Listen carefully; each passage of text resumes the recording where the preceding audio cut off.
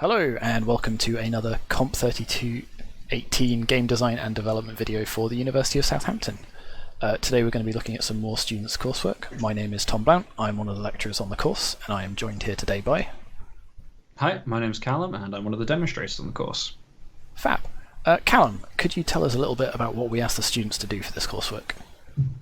So the main two things were we asked them to design a game with a clear core dynamic and then to make or tutorialize the mechanics of that game to the player. Yeah, to the player. Brilliant. Totally spaced on that. Alright, cool, let's have a look at them. Okay, and this game is Dimension Dungeons, so like very polished title screen from the look of it. Lovely sort of background animation, lovely sort of medievally dungeony kind of music, I guess. And look, an options menu, brilliant. They've pulled out all of the stops. We should change the volume, finally. Cool, let's jump into a new game. So some diegetic tutorial, in a way. We have a sign slapped on the dungeon wall, I assume. It says WSD to move, mouse to look. Got to find a mouse so that we can look. Okay. Okay, no way out that way. Big glowing magical portal this way. Another note at the end of the corridor here. Space to jump, control to crouch. Ooh, there's some keys. I don't think we can pick those up. Space to jump. You cannot. Control to crouch. It's a shame. So not... Aha, I was going to say not instantly obvious that we need to do either of those things, but here we go. We can jump, wonderful, and a thing to prove that we can crouch. So again, ensuring the player can use the controls before they're allowed to move forwards. Let go of crouch here real quick? I can, and nothing happens, so I don't stick up through the ceiling. That's good. They fixed that then. Yeah, that was something we saw during development, and it's nice to know that was patched out. Okay, so more jumping. So again, nice to see that it's not just introduced there and then never again. So slightly more advanced jumping and crouching. It's an odd place to put your table. I guess if you're very short, it's a nice secluded spot. That's true. Okay, so more jumping. I assume we have to jump on this and can't just jump straight over. Hoop. Yeah, so you, again, at least in the previous build, you could crouch jump, which got you over some of the obstacles. Oh, really? But you couldn't jump over this one even with that, so... I don't think we can crouch jump in this one. Okay. So there is some nice ambient background... I don't know what this thing is. Ambient background music, but no... Ooh, this is... No... no audio when we interact with things or jump or whatnot. Okay, so this is open now. Slightly out of place in a medieval dungeon, this big glowing red cube, but equally there's some weird sort of glowing doors as well, so maybe there's more to this than meets the eye. Nice big spirally staircase, again, little jump puzzles, so reinforcing the lessons we've been taught, which is nice. And another... Oh, I thought I wasn't going to make that then. Got some more text all the way at the end here. The world may have many dead ends. Okay. It's just so that's quite cruel. Oh no! But that does not mean that you are lost. I feel very lost right now, so this has changed. But that's a nice way of doing it, so... No. I like that they use the text to deliberately hold your eye as you're walking along, so that you've got a reason to go all the way to the end of the because I assume they're just switching out the stuff behind you, but that's a really nice way of doing it semi-seamlessly. Yeah. Okay, more corridors to navigate. Cool, and I guess while we're navigating this maze, never be afraid to retrace your steps. Okie dokie. I assume that means something behind me has changed again. Yeah, there we go. Shall we start taking a look at the mark scheme? Yeah. Okay, so the first part is quality, and we'll start off with the presentation, so that's information design, graphics, and audio. So as you mentioned, we've got background music, but doesn't appear to be any sound effects or anything. Yeah, and it wouldn't take a lot, just sort of footsteps on a flagstone or a ka-chunk when you pull the lever kind of thing, just for a little bit of extra feedback. But the music itself is very nice. Yes. So unless we find sound effects later on, that leaves them at most at a pass, because satisfactory is audio effects and music. Yeah, rather than one or the other. So pass, we've got some audio effects or music. The one below that is little and poorly chosen audio, but I don't think it's that bad. Like, agreed. as you said, the music's nice and it fits very well, so a solid pass for the audio.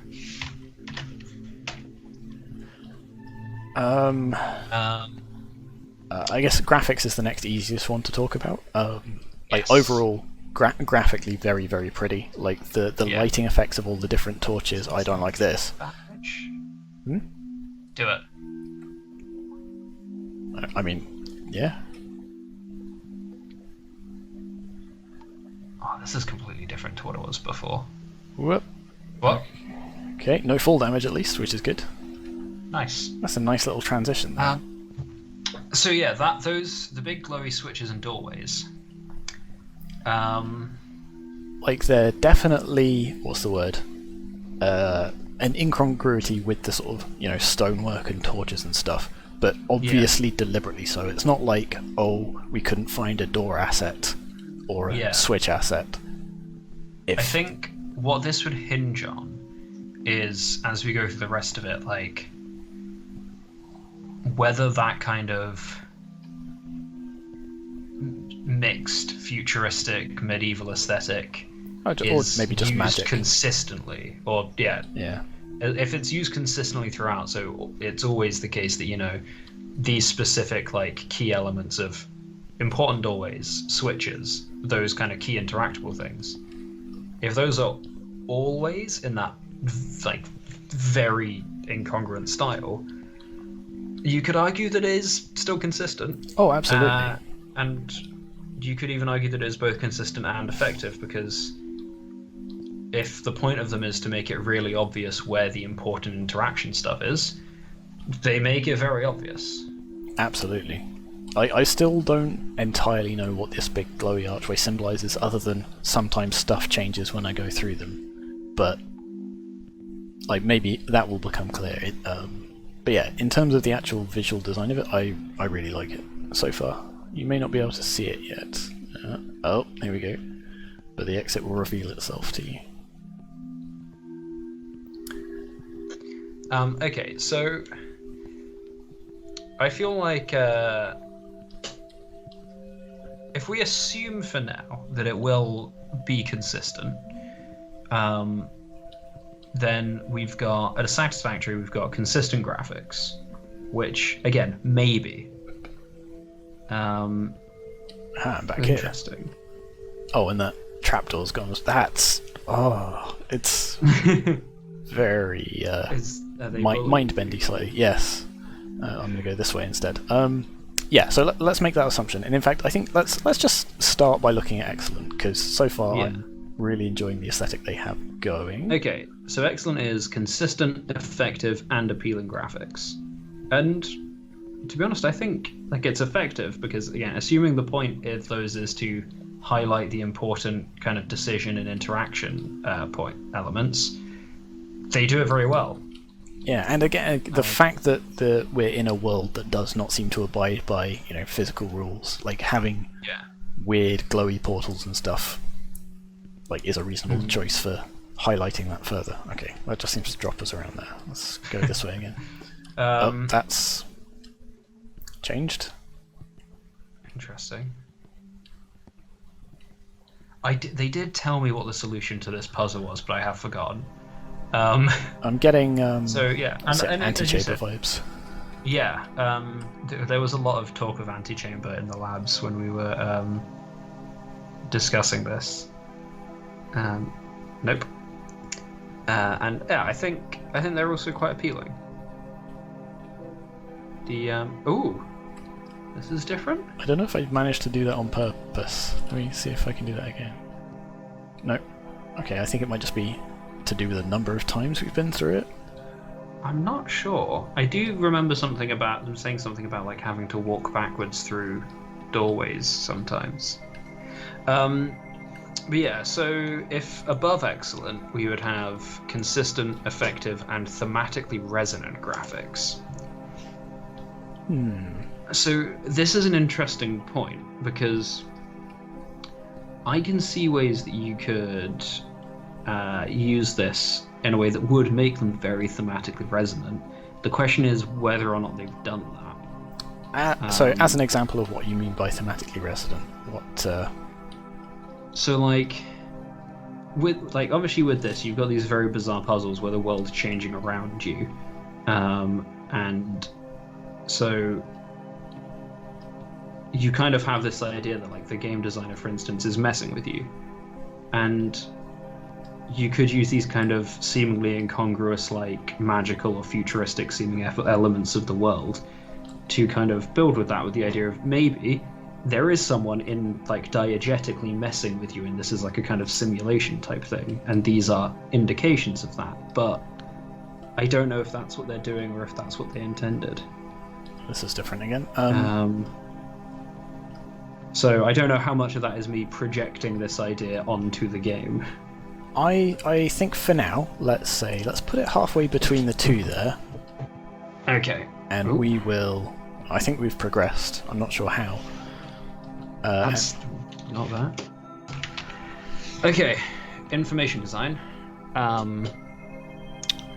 So far... no. I'm back here again. So this is kind of the problem. Or, not necessarily a problem, but there's... What is it that is needed to be conveyed? Yeah. So we have obviously the text written on the wall that draws our attention and tells us when stuff has changed. Equally, we have these big glowing doors that signify we're about to be messed with. Yeah.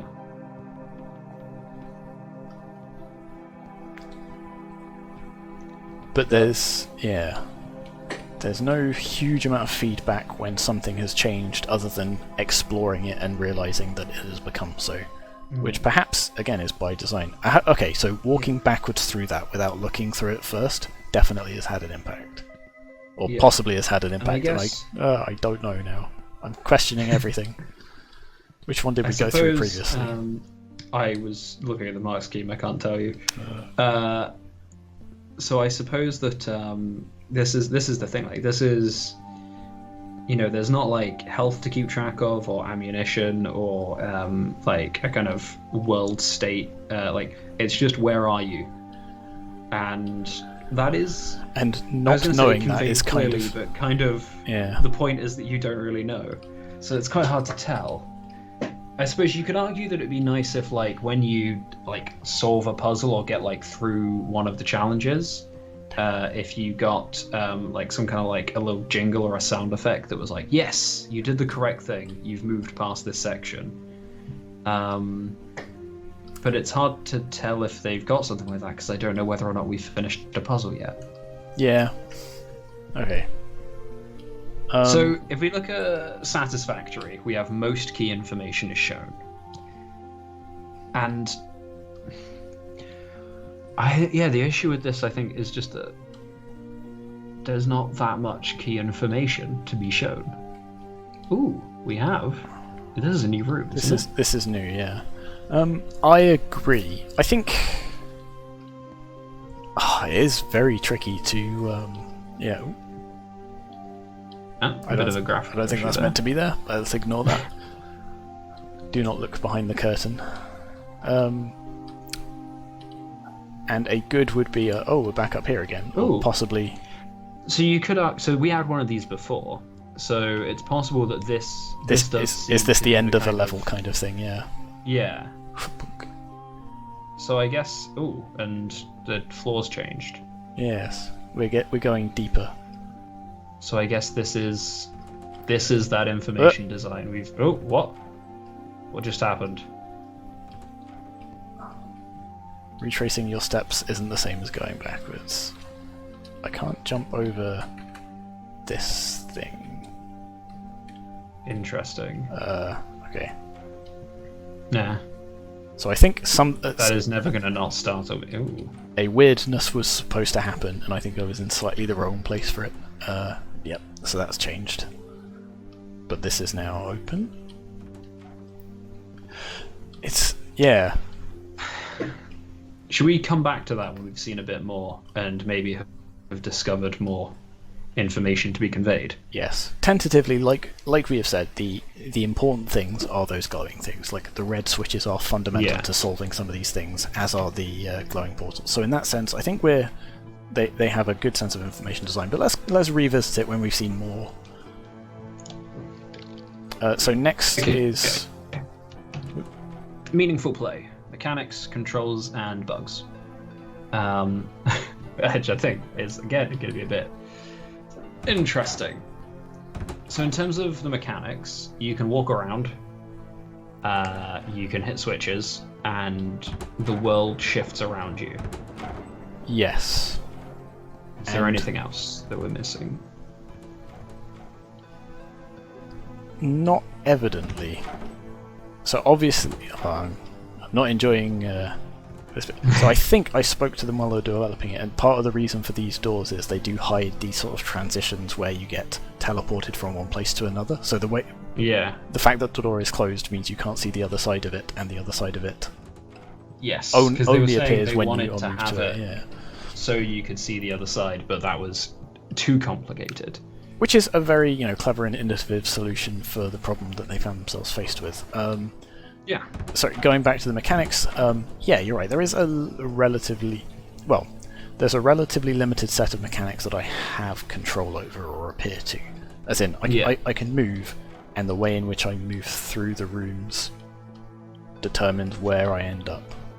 But at the same time, this seems to be a puzzle game, and that's pretty common of puzzle games where you've got this is the problem, this is how you interact with it. Now your job is to solve that. So I don't think that's necessarily a bad thing. I agree. Okay, so let's start at the good of the. So good is a set of complementary mechanics. Oh. We've moved on. I walked out of a door and then immediately walked back into it because I've realised that seems to be the way a lot of this goes. I was just about to say I've not had to crouch or jump for a while, so there we go. Always suspicious of long corridors. Yep.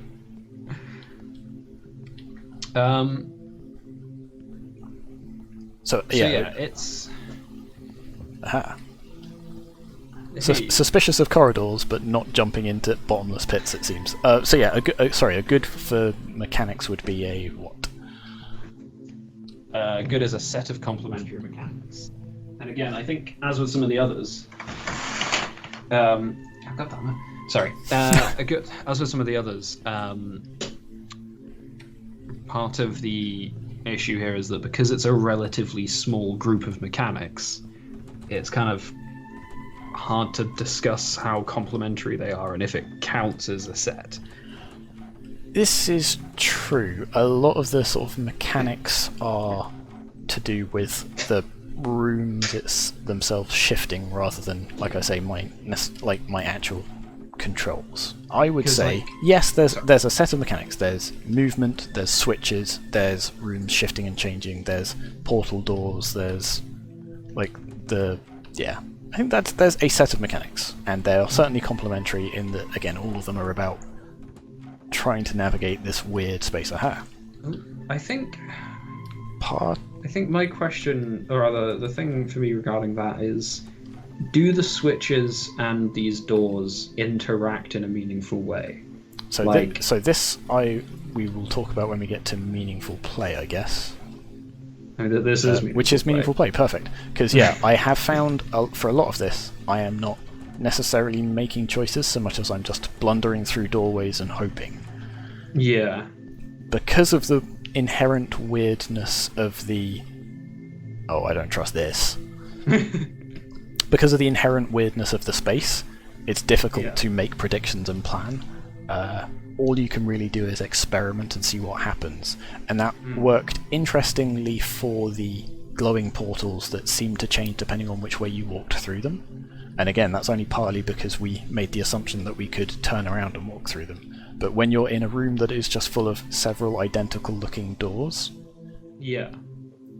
it's very easy to forget which ones you've been through and in which directions, and to just sort of charge through them all. And this is related to something that we'll get to when we discuss the feedback section later. Oh, It actually was the way out. turns Perfect. out.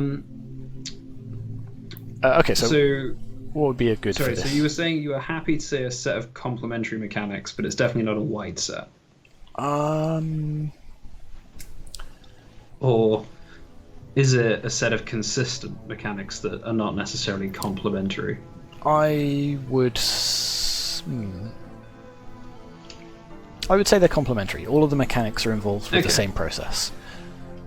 How meaningful the play is almost a separate question from that. But the mechanics themselves all perfectly complement one another, because again, they're all about navigating through a weird space. Yeah. I agree, perhaps there's not necessarily a wide set. You're right. Yeah, that's fine.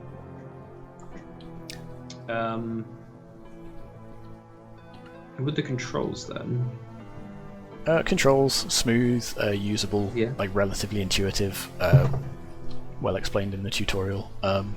Again, there's this weird disconnect of how much I actually have control over things and how much is just sort of Yeah. superstition. It's like, oh, what if I go through this backwards? Has that had any effect, or am I just imagining things? yeah, it is that question of agency that I think comes in later with the level design side of things. But in terms of the controls, again, what's a good? So a good is a reasonable set of smooth usable controls. Yeah, easily that. And then a excellent would be a reasonable set of intuitive and smooth usable controls. And again, yeah, I think I'd happily say that like it's very easy to move around and navigate. We've got crouching, we've got jumping, we've got a number of different options for moving the camera. So I suppose something Sorry, feels a what were you bit jittery when I look around, but I think that might just be because the graphics and the lighting are quite nice. yeah. So something think- jitters when I look, but the actual looking itself feels fine. If I was to be, I guess you could argue, and it would potentially maybe a bit mean to, but if you could argue that the fact, like, the world changes, and the world does change based on your actions. It might be hard to tell why, but technically you do have control over the state of the world and like what corridors you're going to run into. So you could argue that the kind of the moving around the space and choosing which doors to go to are part of the controls for like the world as a whole. I would agree that they are part of the mechanics, not necessarily part of the controls, but yes. Yeah. Okay. So we're going with a reasonable set of intuitive and smooth controls. Yeah, I think so. Okay. Found any bugs? We noticed one hole in a wall, but other than that, Yeah. no, I don't think so. Yeah. Oh, And I there's think previously some we- weirdness going through one of the doors, because I think I was very tentatively trying to like half open it and got yeeted into another room. But otherwise, yeah, I think Okay. minimal bugs in what seems to be a relatively complex game, particularly the way they've tried to implement or have implemented, shifting and non-Euclidean spaces. Yeah. So, I guess the two questions here. It's definitely reasonably complex. Is it of higher complexity? I would say probably verging on it. Again, it's not particularly the having to teleport the player around and using, doors and things to shift rooms around and guide their focus so that it mostly happens behind them. I think actually points to a reasonable level of complexity for it. Yeah, I think the main issue here is that although that kind of the shifting of the world and stuff, it's difficult to do. It's quite a hard thing to do well, but it's also it's the only thing. There's nothing else going on around it, so I think yeah, it's close to being higher complexity, but if it had a little bit more going on, it would like definitely be there. Okay, so halfway between the two then. Okay. Right. So the next section is to do with the brief. So how is the level design and how well is it tutorialized? So I think you were mentioning about the kind of randomly stumbling about, which I think fits in well with the goals, risks, and rewards section. So it definitely, because yeah, that I certainly got that sensation more apparent as we went further through the game. This bit feels like more deliberate, but I think that's because the path is more linear. yeah, it's essentially like you go to the next thing and then it tells you, oh yeah, this is the other way things can be different. Although no, these doors, I guess, are like the first proper puzzle. Yeah. In terms of goals, risks, and reward, the goal is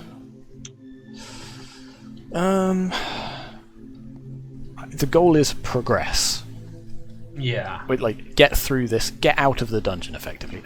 I'm pretty sure I went through that the ordinary way. So maybe walking backwards again was total superstition, and actually, like the developers are sitting there going, "What is he talking about?" Yeah. So again, like, in terms of like the goal is kind of it's implicitly find your way out, but it's hard to like take risks when you don't know what you're doing.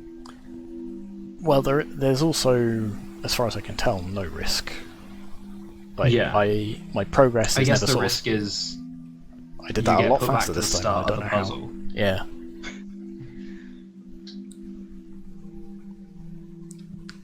But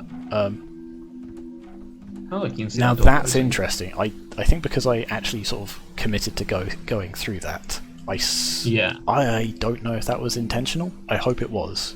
The fact that it puts you on this, and again, so we haven't come back to information design yet, but that's a really nice piece of it. I'm assuming that was intentional. So you walk through a door and you see that door close. I do remember them saying during one of the labs that they had designed that room specifically so that you could see, like, this is the room you're in, you go through this door, and now you're looking at the room you just came from. I think there's ways they could have made that more obvious, but that I know that was definitely their intention from talking to them. In which case, brilliant. We'll consider that when we go back to that. Okay. But for now... So, for the goals and risks and rewards, if we look at satisfactory, it's a coherent set of goals, risks, and rewards, which there are no risks and rewards really, and the goals are very implicit. So we've talked about this before in previous videos, which is Yeah. that's not to so I don't think it meets that, unfortunately. That's not to say that it is a bad game or a badly designed game, just that it doesn't meet that part of the brief that we set out. As just a sort of, a wandering puzzle game where we have to find our way out. I think it works well. It just doesn't. It doesn't have that mix of risk and reward that we set out in the mark scheme. Yeah, I mean that applies for like most of the parts of this, right? Like graphics, a lack of good graphics isn't a problem if you're trying to make a text adventure. So this is true.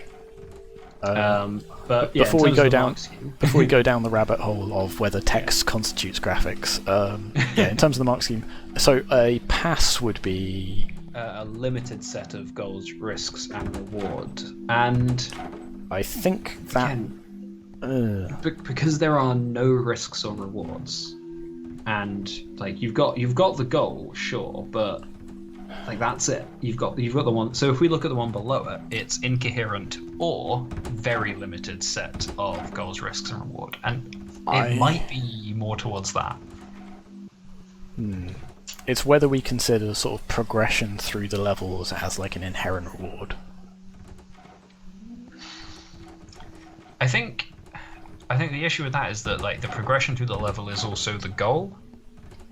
So yes, completing the goal is like a reward, but it's not. It's the same thing. And think again, perhaps there's no you're right, yeah. trade-off of risk to progress further. It's just keep going until you progress. Okay, yeah, I think so. So a poor in terms of the mark scheme would be a very limited, you say? Yeah. I think it might be there, yeah. Okay. In terms of pacing, I think it's fair to say that the tension or the complexity of the puzzles does increase. Absolutely, as shown by the... Hang on. The fact that you're still lost. Yeah. I'm sure that everyone watching this is going to be screaming in frustration with what they see as the obvious solution. There we go. I remembered, as soon as you walk through a door, just immediately walk back through it. Can you jump over this railing? Yes.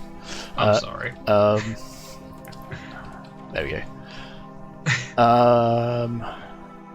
Yes. So, I would say it ramps up in an interesting way, certainly.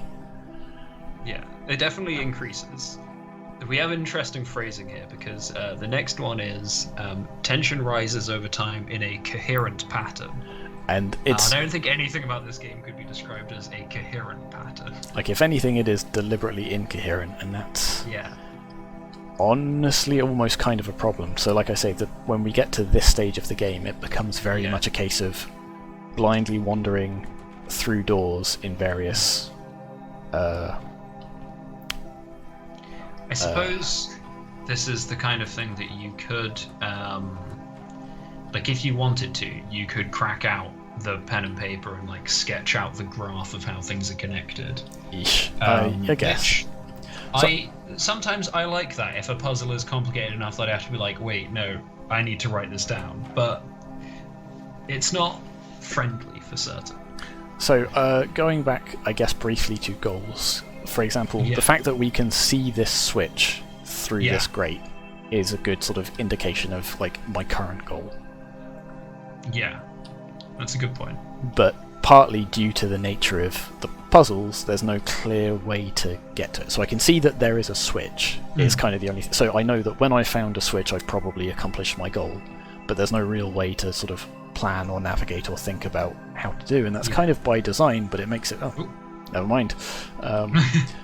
So this is a different switch because if we this is an example that we come back to quite a lot when we're doing these, but it's a good example. Like, if we look at the way Portal does a lot of its level design, or its puzzle design rather, a lot of the time it's structured. You've got a door that you can see, and then there is like connecting that, essentially a wire along the wall to something that will open the door, and then elsewhere there are things that you use to get to that thing. So it's very clear, like, this is your goal, this is the thing you need to get to that goal, this is the thing to activate it, this is the thing that activates it, it's over here, this is the thing that will get you over there. And that's it. And that gives you a clear sense of progression through the puzzle. You can sort of tell that you're like, okay, I've solved part of it, I don't know the full solution, but at least I've got this cube now or whatever.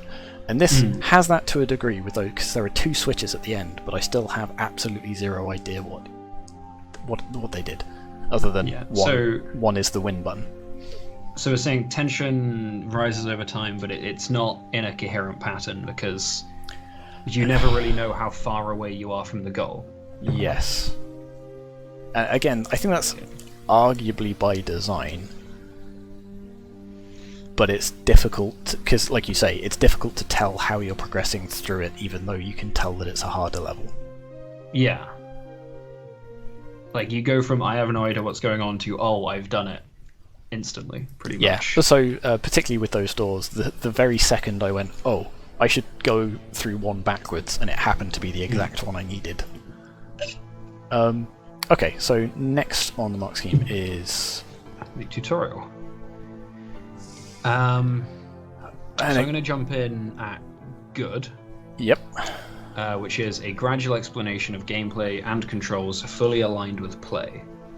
Which I think they have. Obviously, they've got the little signs that give you indications as to what's happening, but that's it. They're also done in such a way that they don't feel like it's just, here's a tutorial message. It's like, is like someone is messing part with you, of kind the of. world. Yeah, absolutely. Yeah. I really like. It's the actual movement and controls themselves are very well tutorialized at the start. We have these little puzzles to sort of ensure that we know how to do it. Again, bit of a shame that jumping isn't necessarily central to the actual puzzle solving. And again, like you were saying with the switches, it would be nice if there was a clear indication of what it had done. Open is... Yeah. Yeah, and I suppose, it would have been nice to see some puzzles where, say, like, you go through a door and it puts you back in the same room, but now the platforms have moved. That said, the way they initially introduce the main conceit of the game, which is to say stuff changes behind you, is done really well again, because they have this that focuses your attention on it. So the way they introduce things step by step is actually quite good, I think. Yes. There's a couple of things that they they don't do perfectly, but it is broadly quite good. So, and again, sort of hinting at like above the good, we have gradual exploration of gameplay and controls fully aligned with play and sometimes communicated through level design. And then beyond that is just communicated through level design. And this is an interesting one because most of the mechanics are about the level. Yeah. And so the design of it is... Like, I guess you could explain this with a block of text that's like, in these situations the room will move and you can try these different things. Well, I mean, which is partly what they're doing. This is obviously right? better than that.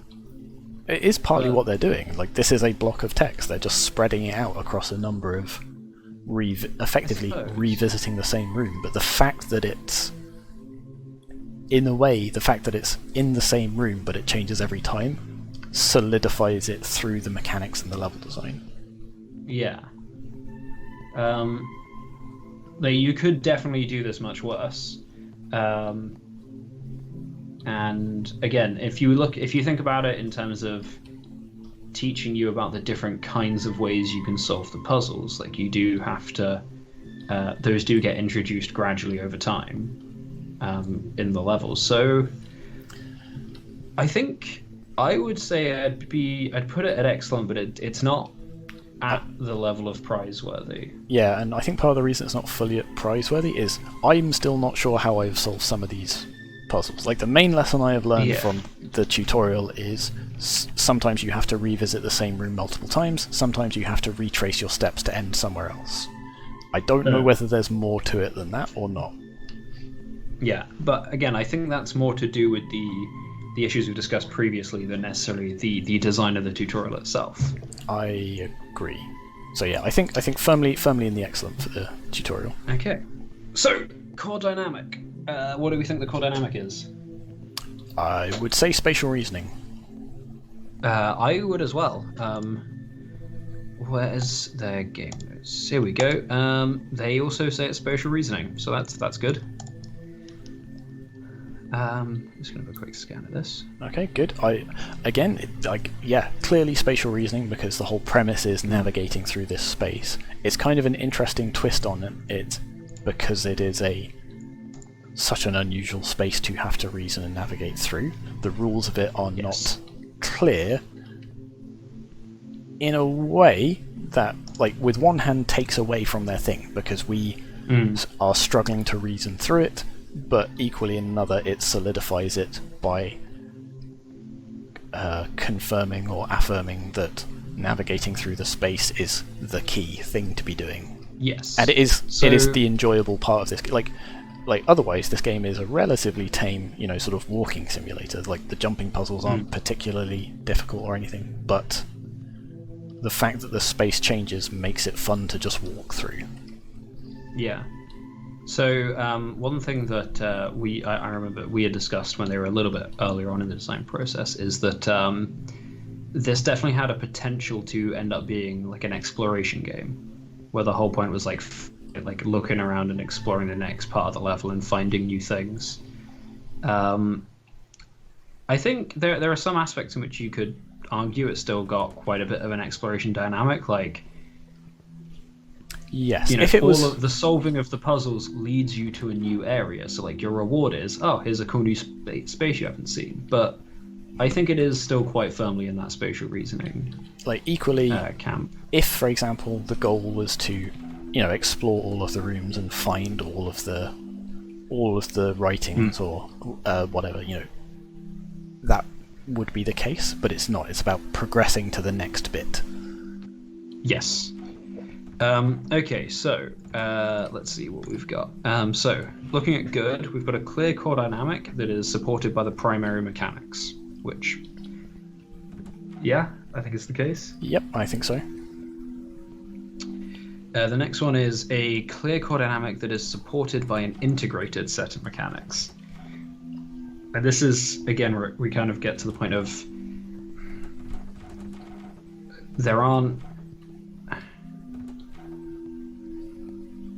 there's not a huge set of them, and also because of the way a lot of them have been implemented, where it's kind of often difficult to tell where you're going, it doesn't...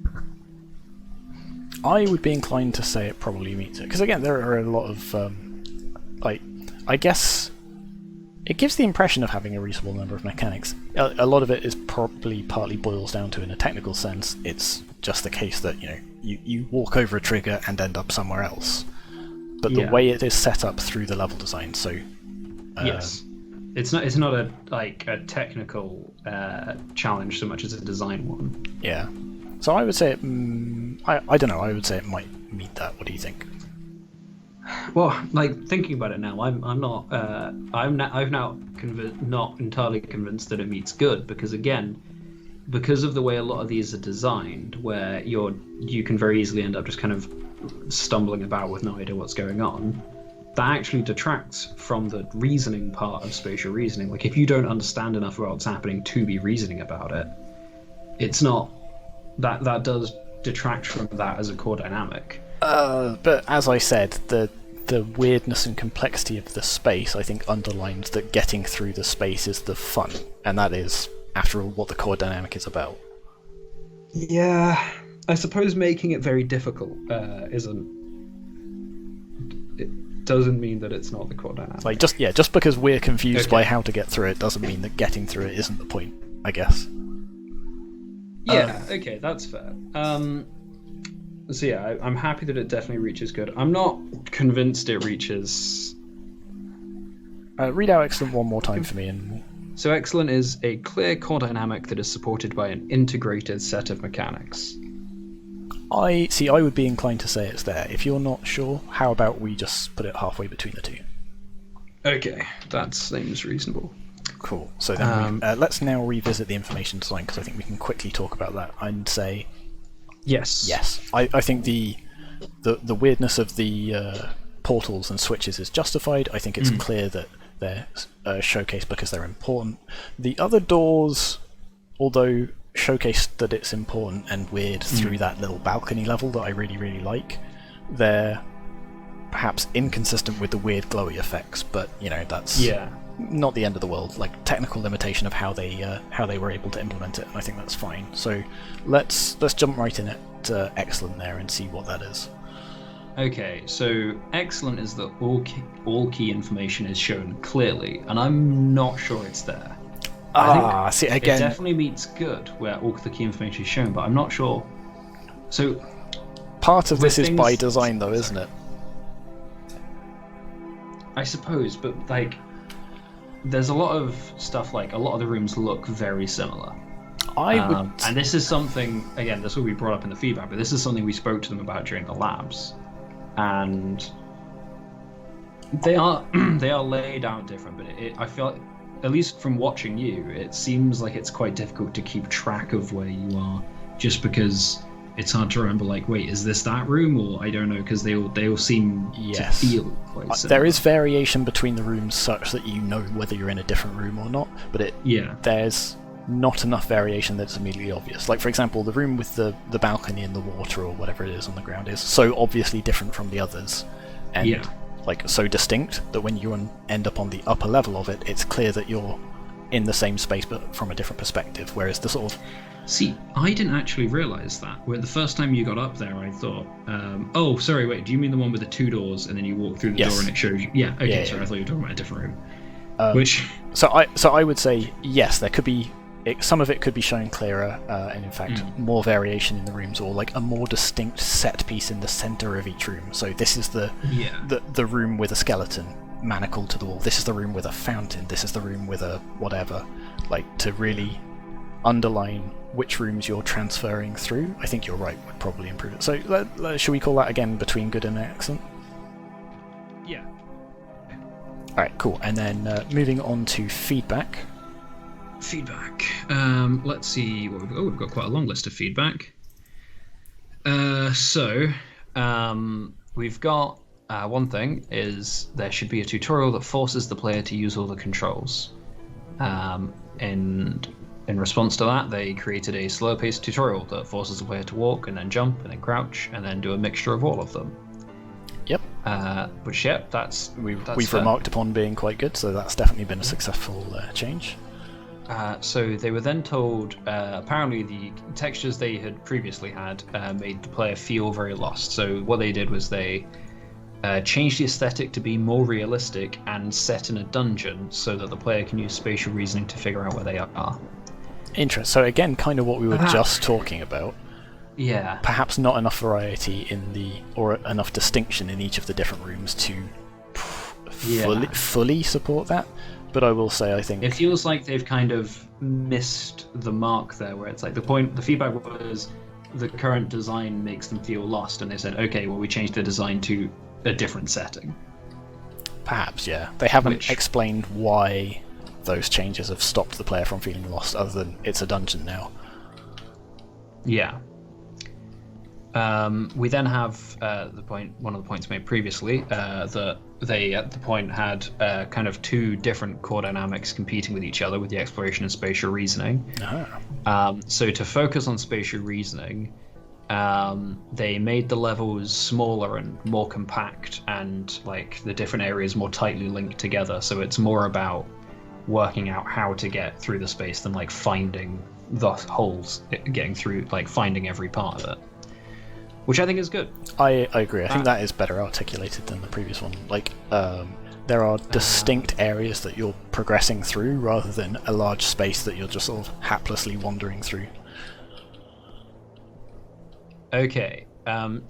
So the next few points are, again, quite interesting because they kind of are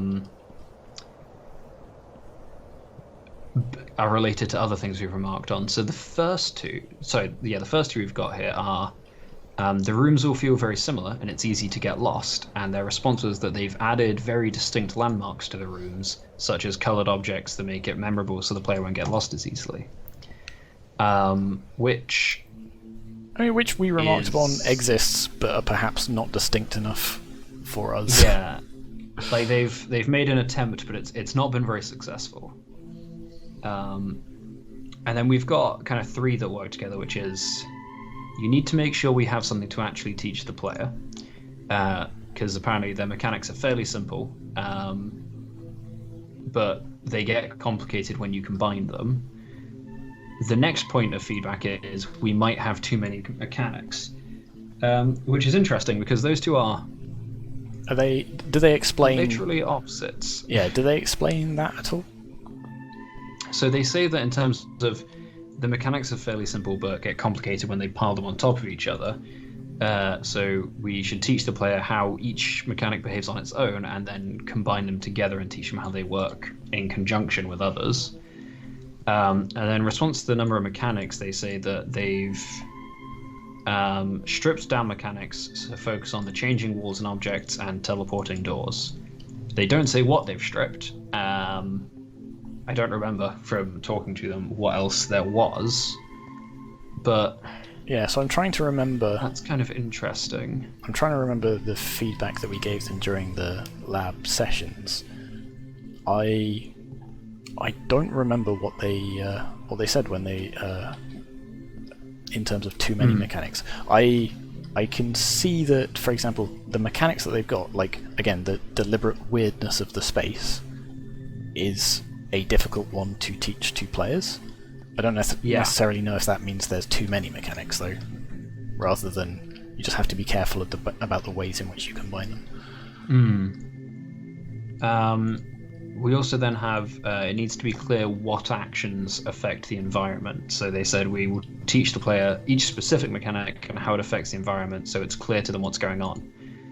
Which, again, have they actually said... Have they said what they're doing to teach each one? Because I'm still unsure of... They have not. They're correct. That's what you need to do, but they haven't said what they did to do that, and it clearly hasn't been successful because we're still not sure. Okay, so it feels like one good point. Okay. They did used to have a level which was completely different. It was very confusing because it was like everything about the setup of that level was very different to the rest of the game. And they do say that they tried to get that to work and ended up just removing it because they realized it just didn't fit with the rest of the puzzles and was essentially like a short break from a different game. So that's good. Okay, that's fair enough. I think we need to start wrapping up. So yes.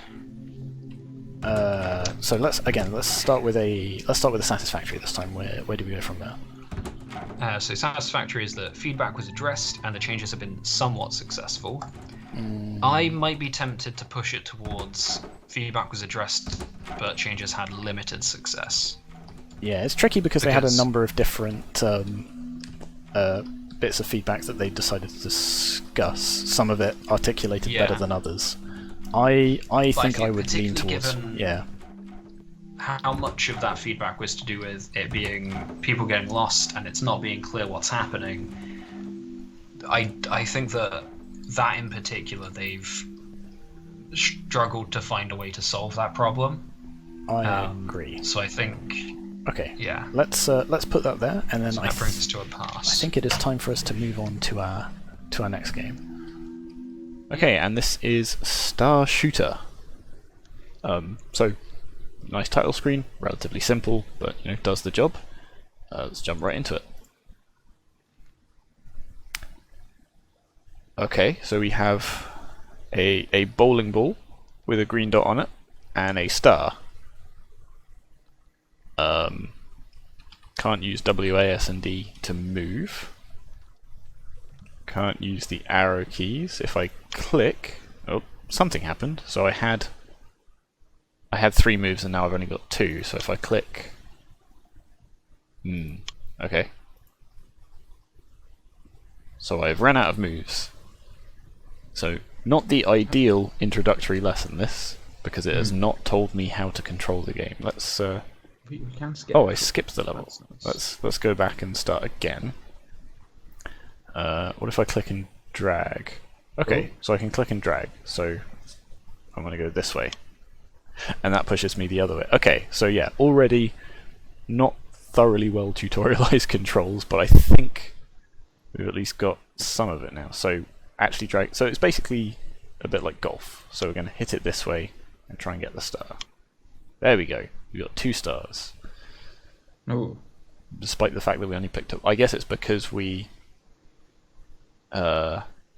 It took us 2 moves rather than just 1 to get the star, so we got 2 stars. Perhaps a little bit of confusion in that, like if there were, for example, 3 stars in the level we had to gather, or these were like bronze, silver, and gold or something. But okay. So I think now we know what we're doing. Yeah. Oh. Not quite. There we go. Ooh, interesting. I sort of got stuck on that corner a bit. Yeah. There we go. Bounced it off the back wall like a pro.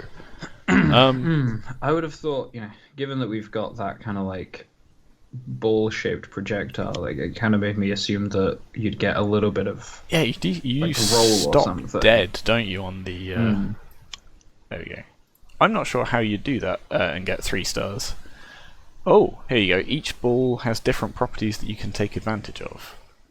They're not going to tell me what... Oh, yeah, actually... So, okay, it actually was a bowling ball. That's why it's so heavy. That's why it stops dead, I guess. I guess that makes sense. So they're saying select a ball. What happens if I select... So I can still select the bowling ball, which means I can't actually complete this level. Can you change back to the other ball? No. I guess if I click reset, I can. But Right. that's an interesting choice to give the player, given that this will just mean they lose. Like, they don't tell you what either of these things do. I'm guessing this one looks like a tennis ball and it looks a bit bouncier. I'm guessing that means it also flies a bit better. Not much better. Not Holy much crap, better. that is very bouncy. Yeah, that doesn't go up high enough to get me out of here. I guess. Unless do I have to hit it in mid-air? Let's try that. That would be. Somewhat. Seems like it would be quite difficult. Ah, okay. Oh wow. Wait, if you can hit it in mid-air, why not just do that with the bowling ball? Alright, let's try that just to be contrary. Hey! Okay, so yeah, that is a thing we could do. Because also the bowling ball, it stops dead horizontally, but keeps bouncing vertically, which is a little bit strange. Okay, so now we have these blue platforms. Hmm. I assume they're different somehow, but I don't know how, so I guess we're going to have to Harder to experiment. see. They are hard. Good. I am very good at golf.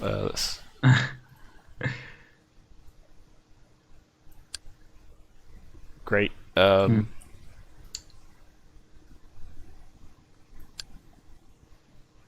This is not the easiest thing in the world to control, I'll be honest. I'm going to try... Ooh. Okay. Okay. Doesn't seem to act too differently. No. Oop. So yeah, having to control it in midair is very weird. I like the idea. There is some cool stuff you can do with it, but I'm curious to know whether that was intended. So I think we might have reached the end of it, because there doesn't seem to be a next level. Okay.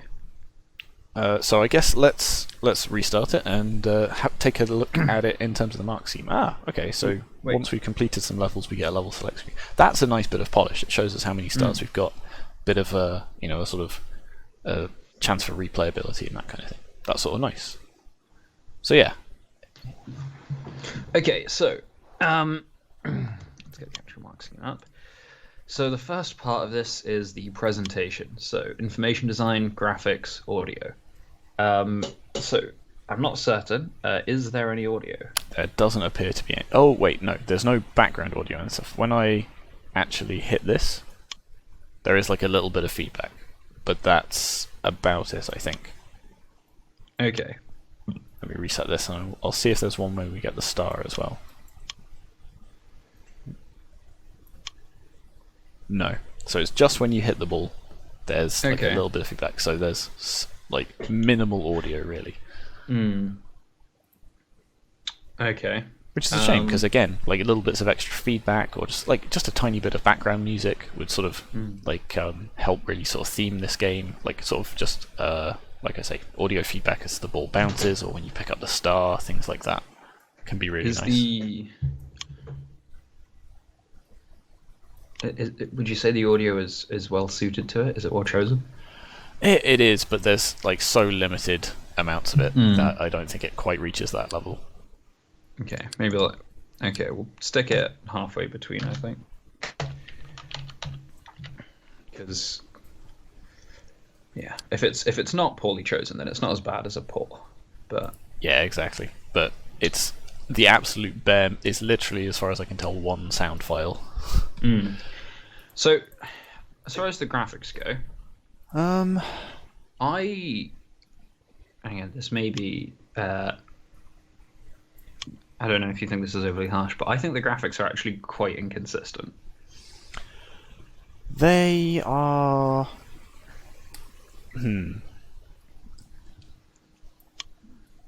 A little bit. So not wildly inconsistent, but just the like default Unity background, the white level sort of surrounding is kind of fine. Like it's a very simple aesthetic, but it doesn't necessarily match with the some of the other elements. Yeah, like the bowling ball and the tennis ball are quite distinct from the rest of the art. And which arguably, a good thing. It helps them stand out, but it does feel a little bit. Yeah, like they do stand out, but it's not like that they have high contrast. It's just that they're a different art style. Yeah, sort of like a lot more sort of little bits of detail and stuff compared to the clean contrast of the white on blue. So okay, let's take a look at, say, Satisfactory and see where we move from there. So Satisfactory would be consistent graphics, which I've already said I don't. Which we're not convinced with. I think, yeah. What about a pass? Pass would be consistent but poorly chosen graphics, and I think it feels like that's perhaps sort of about where we are, because they're not, as I say, they're not wildly inconsistent. Yeah, but I think, and I think they are in some parts of them are a little bit poorly chosen. And again, this maybe arguably comes into information design a little bit, but like the choice of those blue platforms on the blue background and also the blue tennis ball, like I've brought this up a few times, but that is like this level has a lot of very low contrast elements in it. Which agreed. Could make it very difficult to track. Which I was going to bring up in the information design thing, but you're right. There's some overlap between the two here, because it's not just we don't just know what the blue thing does or why it's important, but it's also, like you say, because of the graphics, are just harder to see against a blue background. So yeah, I'd probably agree with you there. I think that puts us at a pass. And yeah, so we got the information design. So what information is being shown to us? So we have our number of our current move, our moves left. The goal is fairly clearly displayed with the star. We have the some indication of the power when we click and drag away from our ball. Actually, the way that kind of works is kind of nice and smooth. Doesn't always seem thoroughly consistent, but I'll talk about that more when we talk about the controls. It also doesn't ever seem to be a reason to use anything other than max power, but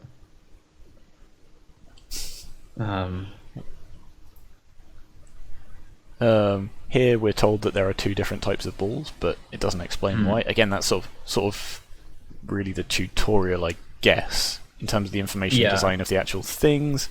A bowling ball is heavy. I obviously recognise that as a bowling ball, this one is a tennis ball and therefore bouncier. So yeah, there's elements of it, but I still don't know the importance of these blue platforms. And I think again, like the choice of the two very distinct balls is good. Although I'm not sure the matching of the ball to the mechanics is perfect, because again, like the bowling ball stops moving like instantly, and bowling balls are literally designed to roll as smoothly as possible. So having that just stop dead as soon as it hits the ground is a little bit confusing. Okay, so let's take a look at the mark scheme again. Let's start with the satisfactory and see where we go. So satisfactory is that most key information is shown. And to be fair, it is shown. I just don't think it's necessarily shown very well. Yes. So for another point of comparison, what would a pass be? Pass would be some attempt at information design. And I think they're better than that. I think most of the information is displayed. There is a limited amount of information for them to display. Like the key bit, I think, is the number of moves you got left, and the maybe part way between the two. For example, you could do some things with the trajectory of where you're going to hit. So rather than just showing like the power meter, you could show sort of an arc forwards to show roughly where it's going to go, and that would give you some more idea of the physical properties of these balls. Because I've just noticed it feels like the bowling ball actually flies almost identically to the tennis ball. Like the tennis ball bounces more, but I don't know why that's good or helpful. Well, no, it does. Well, that one, the tennis ball was definitely above the ground when it was hit then, but then... Yeah. No, maybe the bowling... Okay. See, the fact that I'm still not sure when I hit both of them in like approximately the same direction the difference between them. Makes me think perhaps between then a pass and a satisfactory. Yeah, because again, that is also partly tutorialization, so I think that's fair. The next section is meaningful play, which in this case is the mechanics, the controls, and bugs. I don't think we've seen any bugs yet. I agree, although it's a relatively simple game. Yeah. And again, we're assuming that the ability to hit in midair is intended. So you mentioned the complexity. So if we look at pass, we have game is simple, or there are serious bugs. To get to a satisfactory, you would need a game of reasonable complexity. And I think it's a reasonable level of complexity. It's not overly simple. Like, we have multiple levels. We've got sort of multiple what do we call it? Balls to use, even though the difference between them isn't super apparent. They're there. So I think it's reasonable complexity. They have a number of things going on.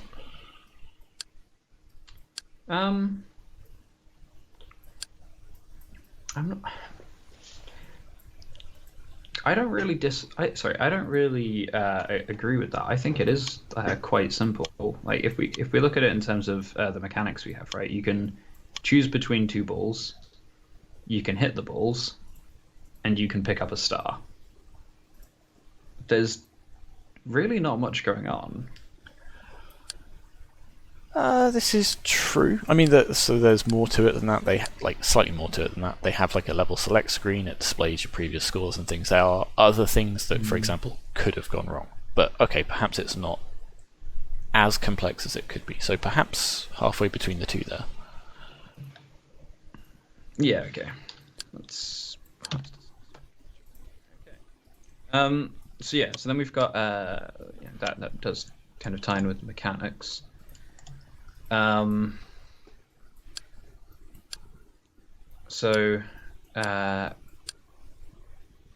If we look at satisfactory, satisfactory would be a set of consistent mechanics. I'm not. Again, this is where if we take out the stuff to do with like the different levels and the menu systems and stuff, the actual like gameplay mechanics, I don't know if there's enough of them to really call it a set. I will certainly agree that there's perhaps not a wide set. I think there's definitely a set. It could definitely have been expanded on, like with different types of balls, and especially if it was clearer what the differences in mechanics between them was. Because a good would be a wide set of complementary mechanics, right? Good is actually a set of complementary mechanics. A wide set would be excellent. Okay. So yeah, we're definitely not in a wide set of things. You think we might be leaning slightly more towards the pass side of things, though, which is a limited set of mechanics? So pass is actually a set of inconsistent mechanics, and then poor is few mechanics. And I don't think it would be fair to put them all the way down at poor, but I don't think their mechanics are inconsistent either. No, they're not. But it doesn't feel like there's very many of them. And like, take for instance, you've got these blue rectangles here that feel like they should be doing something else, but as far as we can tell, are not. Just a different color, yeah. And this is the thing where like it feels like this would have been like this as a core concept to something that's quite easy to build on. You know, you could have like different platforms that behave differently, or like springs, or as you say, extra types of balls. And there's so little of that. Yeah, platforms that move or disappear after a certain number of hits, or there's like definitely like a wide array of things you could build into this. Okay, so perhaps part way between a pass and a satisfactory then again, because the mechanics that they've got sort of work well in conjunction, but you're right, there is a very limited amount of what they've got. I'm actually. What do you think? I'm not certain that they do work well together. Because, like, at the moment, you know, most of the levels, the kind of natural way you're approaching them is fire the ball and then try to like hit it further up mid-flight, essentially. and essentially try to like juggle the ball through the air as it's bouncing around. And I feel like having like a move counter and your score based on how few you do it in feels like it would be pushing you towards a kind of like slow, methodical style of play where you think carefully about where it's going and plan out your shot, rather than the kind of like just slap it up in the air until you hit the goal. I feel like those two, the way that the physics of moving it have been implemented, kind of, or rather the fact that you can hit it in midair, I feel kind of runs counter to the moves counter. Perhaps, but yeah, I'm definitely not sure how to do these levels in just the one move.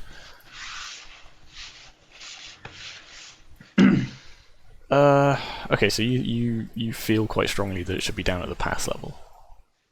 Yes. Yeah, okay, I can see where you're coming from. Like the yeah, I think it's a lot of sort of overlapping issues. Like again, it's not clear what all the mechanics are, and as you say, sort of some of them maybe do run counter to sort of the design that they're going for, and partly perhaps it's just that they're not super well tutorialized. But okay, yeah, you have convinced me. I think perhaps it is at a sort of pass level. Okay. So then the last thing we've got is controls. Controls, not pacing. And yeah, the controls are again not thoroughly well tutorialized, but also like now that I'm sort of trying to get to grips with them, they feel a bit inconsistent. Like it feels like sometimes when I hit it like this, it will go miles, and sometimes it just for some reason won't. Yeah, it's also there's a small issue where because of the way like the mouse sort of locks to the screen, if I drag down here, like there's a small sort of area where it doesn't always use full power. I see. Right. Trying to actually, can I click anywhere on the screen to do this? Maybe that's. So if I click, oh, okay, I can actually click anywhere. I don't have to click on the ball itself, which again wasn't wildly obvious. No, but then again, yeah, that's tutorial rather than the controls itself. Agreed. In fact, that actually makes the controls slightly easier to use, because it means I don't have to, as this tiny ball is flying through the air, click on it and move it, which is what I assumed was the case. That does make it much better, to be fair. Alright, so the controls are better than we thought. So let's take a look at Satisfactory and see where we go from there. So Satisfactory is a reasonable set of usable controls. And I think the reasonable set is where we get the issue here, because if we look at pass, it's few or challenging controls. And I think it is pretty much at a pass. They are somewhat challenging and somewhat few. I would say they're very few, because really the control is click and drag. There's one control. This is true. Imagine if they had put in those other mechanics that we were talking about briefly earlier, sort of like moving platforms or breakable platforms or whatever. That is still the only control you'd need. You just have more decision over where you go. That's true. But I think because they're a bit challenging to use, and again because there is a somewhat limited set of them, I think it probably hits a pass. Like arguably, so what would a poor be, for example?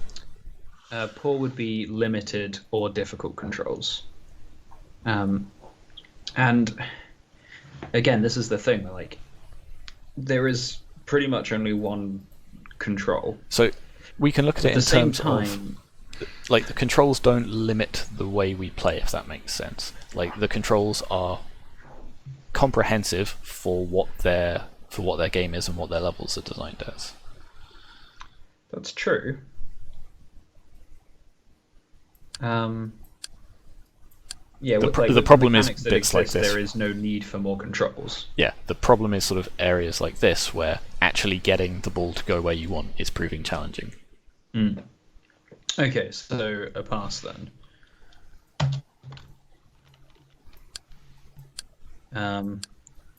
All right, the next section is fulfilling the brief. So that's how well is it tutorialized, and how have they used level design to set the pacing and convey the goals, risks, and rewards.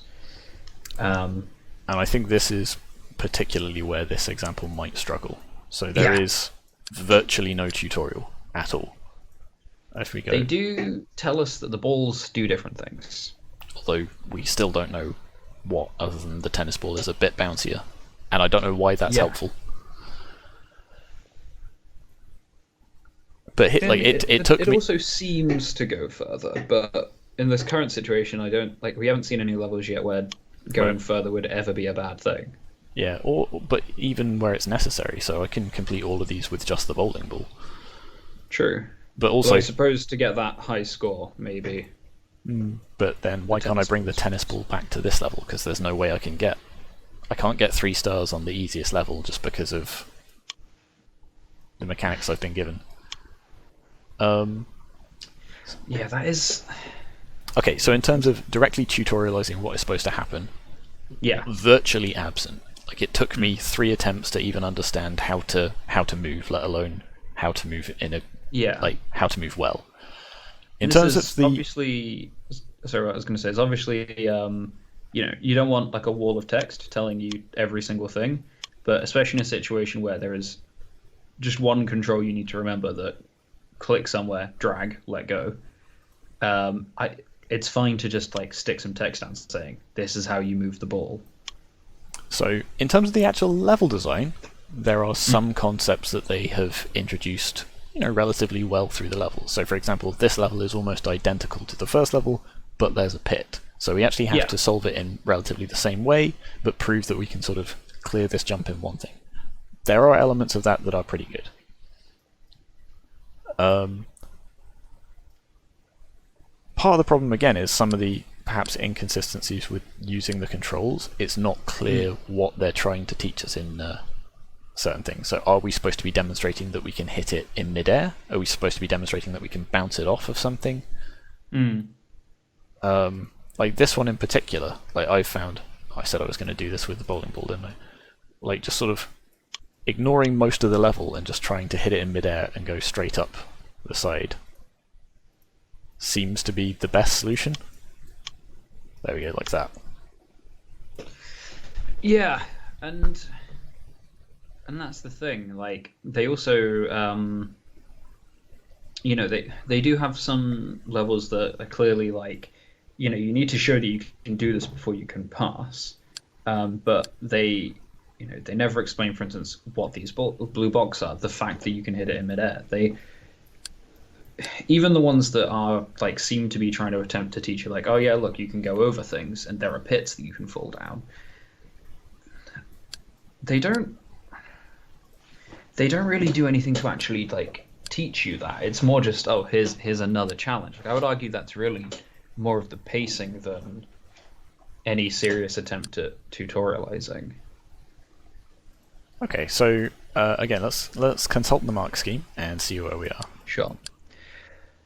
So a pass would be gradual explanation of gameplay and controls revealed as you play, and I don't think it's there, if nothing else, because they never explain any of the controls. I will. So if we look at a paw, it's some explanation of gameplay and controls, and I think that describes what they've got much better. I think you're probably right. The design of the levels themselves does reveal some concepts about the game, but not fully and not necessarily well. Again, still don't have no idea why these platforms are blue or what they do that's special. But for example, in fact, I'll just go back and look at it. This level that's a repeat of the first one, but with a pit. Actually, a good example of progression and enforcing and ensuring that the player has certain skills before progressing. So yeah, I think although they're missing some elements, they have made some attempts. So I think it's probably at about the poor level rather than a totally absent. Yeah, because absent would be no serious attempt at a tutorial element. There is definitely some stuff taught, just not enough, really. Okay, goals, risks, and rewards. The goal is very clear. Yep, the goal is very clear. Get the star. And get the star in the fewest number of moves. However, that's a good point. not much in the way of risks versus rewards as far as I can tell. Like, you have a choice of balls, but there's no indication that choosing a I was worse going to get that star if that had carried bouncing. That's very rude. Yes. So There is an element of choice, but there's no associated reward. For example, choosing the bowling ball, which I assume is harder. Yeah. So yes. Or is there? We get 3 moves for the tennis ball. Yeah, same amount of moves for the bowling ball. So it's not like. And if I remember correctly from talking to them in the lab, they did say that they'd intended to set it up so that you could only get the maximum score of the level if you chose the correct ball. Like, there is one ball that you can use to get the minimum possible number of moves, and that the others were essentially going to be incorrect choices. I don't think that that's really reflected here, partly because there's only a couple of levels where we have a choice of balls, and as you said, it doesn't seem to make a big difference to how quickly we can finish the level. But even if that were the case, then that's not a choice of risk and reward. That's you can't complete it until you've picked the correct thing. There's no, if I can demonstrate better skill with this, then I can do something that's harder and more rewarding. So one of the sort of simplest and obvious examples we sort of go for this type of thing is, what if there were 3 stars scattered across the level, and you can choose to just collect one of them and then you pass the level, or you can try and collect all of them, but at risk of using more moves or running out of moves and that kind of thing. Yeah. Or even there's just 2 different routes to the star at the end, and one is safer, one has more pits, but is shorter, or something like that. Or even, as you said, like, you could just change how many moves you have available with different balls. So, maybe you say that if the tennis ball is supposed to be faster and bouncier, have it give you fewer moves. So, although I don't know how that would interact with the exact way they're doing the kind of providing stars. Yeah, it'd perhaps have to change a little bit, but that's one example of that type of thing. So there's a very clear goal, but there seems to be essentially no risks or rewards. You could make the case that, again, it's not really reflected in the level design as the thing, but even with the mechanics they've got, if you had a path that took more moves but was safer versus one that you could complete in fewer moves but you had to avoid a pit, for example. So sorry, continue consulting the mark scheme and we'll see where we go. So I think if we look either side of the kind of poor pass line, for poor we have an incoherent or very limited set of goals, risks, and rewards, and for pass we have a limited set of goals, risks, and rewards. I personally think, because we've got one goal that is fairly clear, but as far as I can tell, no risks or rewards. I would say I would be leaning towards poor, because again there's one goal and that's it. I think that counts as a very limited set. See, I would be leaning towards pass, because there is one goal but it's very clear. You're right, there's not a huge reflection of the risk versus reward again, though. So perhaps we put it between the two, because it feels like they have like the elements of it. See, I managed to get 3 stars that time with. But it's, it does almost feel like that's what they're going for. Like, if you pick the bowling ball, you're forced to take the longer route or something. But it's not. But the longer route actually seems harder to do, is the thing. Because, as you mentioned, it's quite hard to aim these.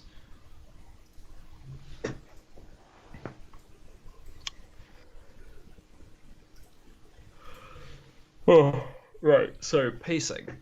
I think it's fair to say that the tension does rise over time. The levels get harder. Agreed. Ooh.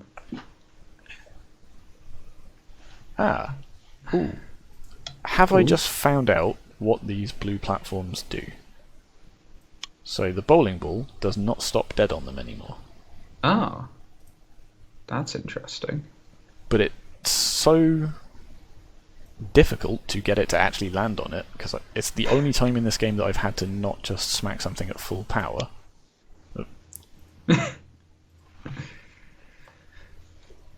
So perhaps they're meant to be, ice or something. But again, because of the sort of overall design of the level, it's just easier to just smash it up here and around rather than... And even if I'm aiming for this platform over here, I don't need to land it on this. So the fact that it's slippy doesn't really tie together with the rest of the level, unfortunately. Yeah. Okay, sorry. Pacing, yes. It definitely increases over time. I would say it increases in a relatively coherent pattern. Like, this is definitely much more challenging than the first one. The middle ones introduce new concepts at a reasonable pace. It doesn't throw too much at you at once. The overall pacing isn't bad. No. I think they've managed a good, as you say, that's tension rising in a coherent pattern. I'm not sure they've made it to excellent, because I'm not sure it's well balanced, because it does seem to get quite dramatically harder in these last two levels. Yeah, I don't remember what the previous level was. Let's have a look at that. I think it was because this one, again, I suppose this sort of comes into whether this is to do with the increase in challenge or the kind of lack of tutorialization, because it took a really long time to work out how to do this, because we didn't know that you could bounce it in the air. Yeah, and also, if we look at it in terms of not just finishing, but getting it done in the minimum number of moves, I think so far... Oh, there we go. I guess if you just let it bounce. Just let it bounce, yeah. That's the secret. Okay. Well, we eventually did it. Still not sure how to do these early levels at 3 stars, though. This one in particular. Yeah, I guess that's the thing, actually. If we're including... I guess maybe you just need a...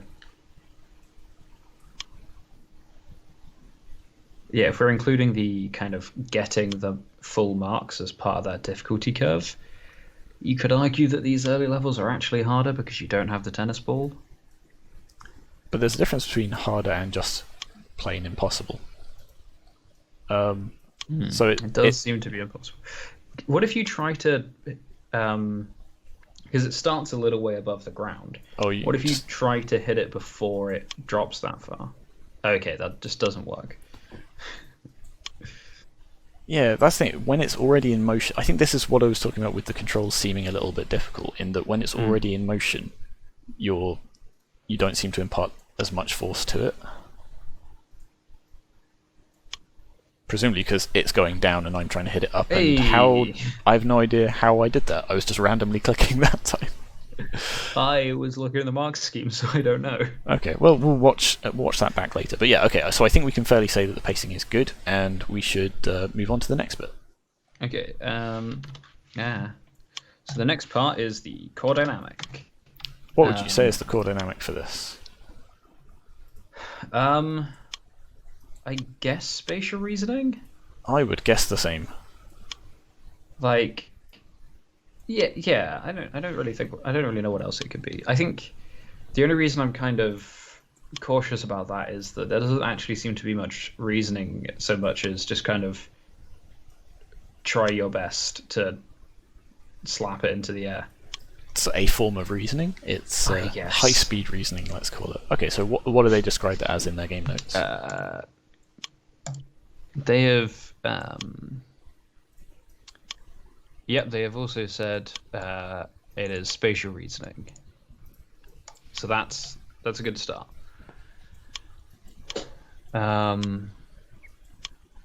Okay, so yeah, I would say, again, the mechanics do build towards spatial reasoning. We are given a space, we have to get from one side to the other, and we have to do it in the fewest number of moves. That's pretty clearly spatial reasoning. I would say, again, there's a set of mechanics that support that dynamic.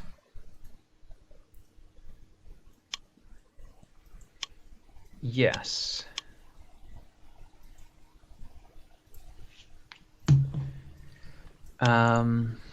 So what does the mark scheme say for that?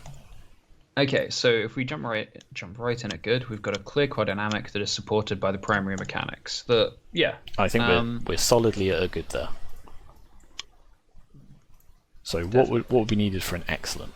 So an excellent would be a clear quad dynamic that is supported by an integrated set of mechanics. I think and this is, like we've said a number of times already, there's sort of a limited set of mechanics to be working with. So the mechanics that they have, yes, all support that dynamic, but there's not as many of them as perhaps they need to fully realise that dynamic. So I think we say that that is solidly a good. Which brings us to the last bit, which I believe is feedback. Yes. I'm looking at the wrong notes. I was very confused then. Right. So the first thing is they were told that the player needs to have a sense of agency and choice. And what they've said they've done in response to that is they added the option to choose a ball at the start of the later levels. And that there are levels that can only be completed with certain balls. That last bit isn't true. It also undermines the choice, because then it's no longer a choice, it's a calculation. It's which of these is the correct option. If there is a correct option, it no longer really is a choice in the sense that we mean in terms of giving the player agency. It's I have to go through all of these to find the correct one, and once I've got the correct one, I've got no reason to pick anything else, because I can only do it with this one. Exactly. So I see where they're coming from, but I don't think that they've fully grasped the importance of that. So, the next one we've got is that it was suggested to them that they should add a kind of limited number of moves that you can make to kind of reinforce the idea of spatial reasoning. They introduced a movement cap, so the counter shows you how many moves you've made and how many remain. Which, I mean, that works. It definitely reinforces the dynamic. There's not much interpretation of the feedback going on there. But it does work. Yep. So I would say... Do you have anything else to say with that? As far as that bit of feedback goes, relatively simple and basically have done exactly sort of what was suggested. But again, I'm not sure... They haven't articulated why that has actually supported their core dynamic.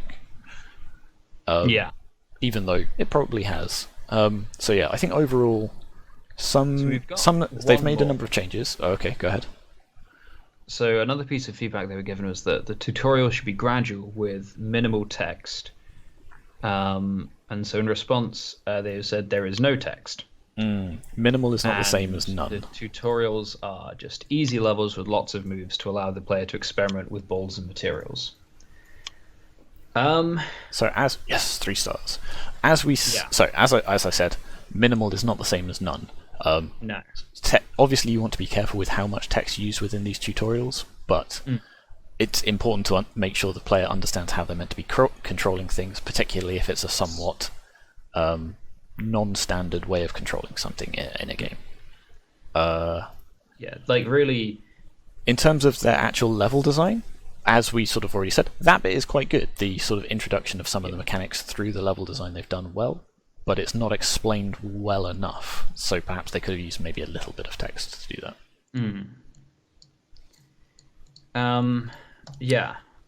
I guess also there is that tiny bit of text that says you can choose different balls. Yeah, but it doesn't explain the difference between them, other than...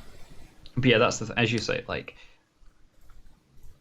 the minimum amount of text is almost always going to at least include these are what the controls are. There are some situations where if you have a very standard set of controls that are well known and intuitive, you can probably get away without that. But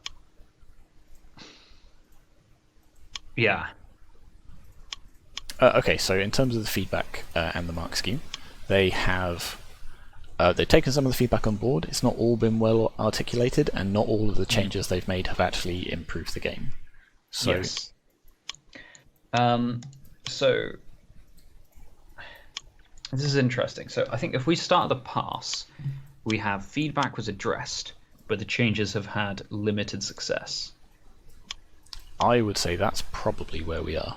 Yeah, like if we look at poor, what we have is feedback was not addressed well, although some other positive changes have been made. And I don't think it's fair to put it there because they did, they did implement that move counter that I think is very important. And they did make an attempt at giving the player sort of choice and agency. We just don't Yeah. feel that it was like as fully realised as it could have been. So I think it's fair to put it at a pass.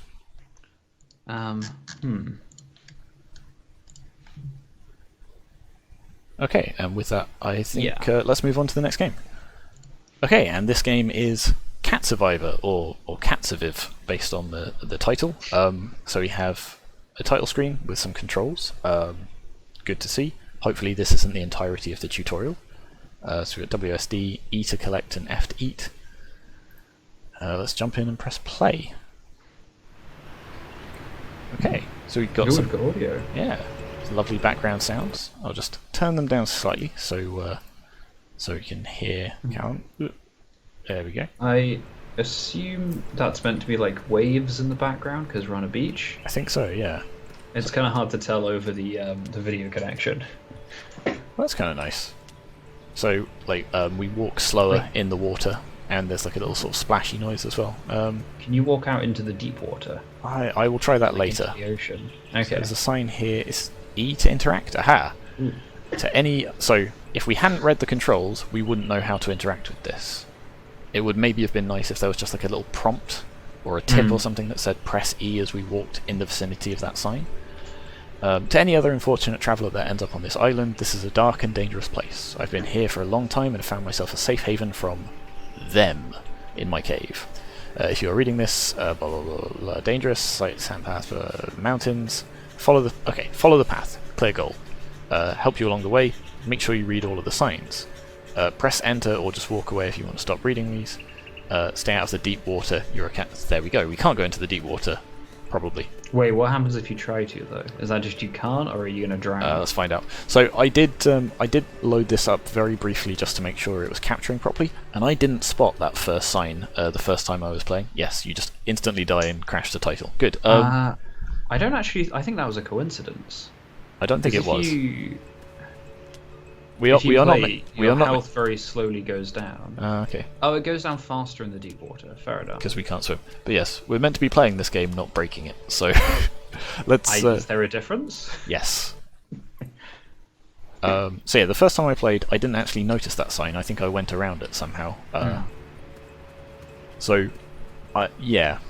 Now that I know it's there, it makes sense. Again, maybe a sort of prompt or like just a flashing, or a E above it to let me know that I can interact with it a bit more clearly. So okay, but now I know I can interact with these signs. We've got like a kind of chili pepper and an apple. Yep, a chili pepper. I have no idea what any of those are. Need to keep your stomach full. If your hunger gets too low, you'll start losing health. Your stamina's... I don't know which one my stamina is.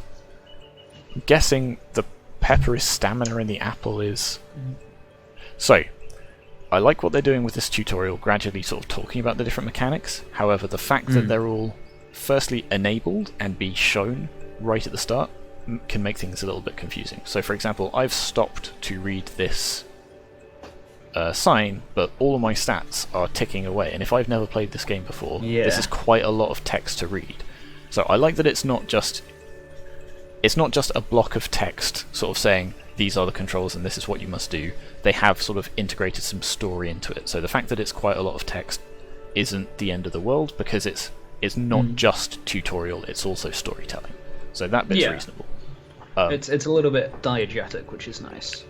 However, there are a number of ways I reckon it could have been improved. For example, highlighting the important part of the UI that this text is talking about, color coding perhaps bits of the text to link up with the different bars at the top, making sure those bars don't tick down until we've been taught what they are and what they do, because I've been sat here talking to you about it rather than reading this, and yeah, we're about to die.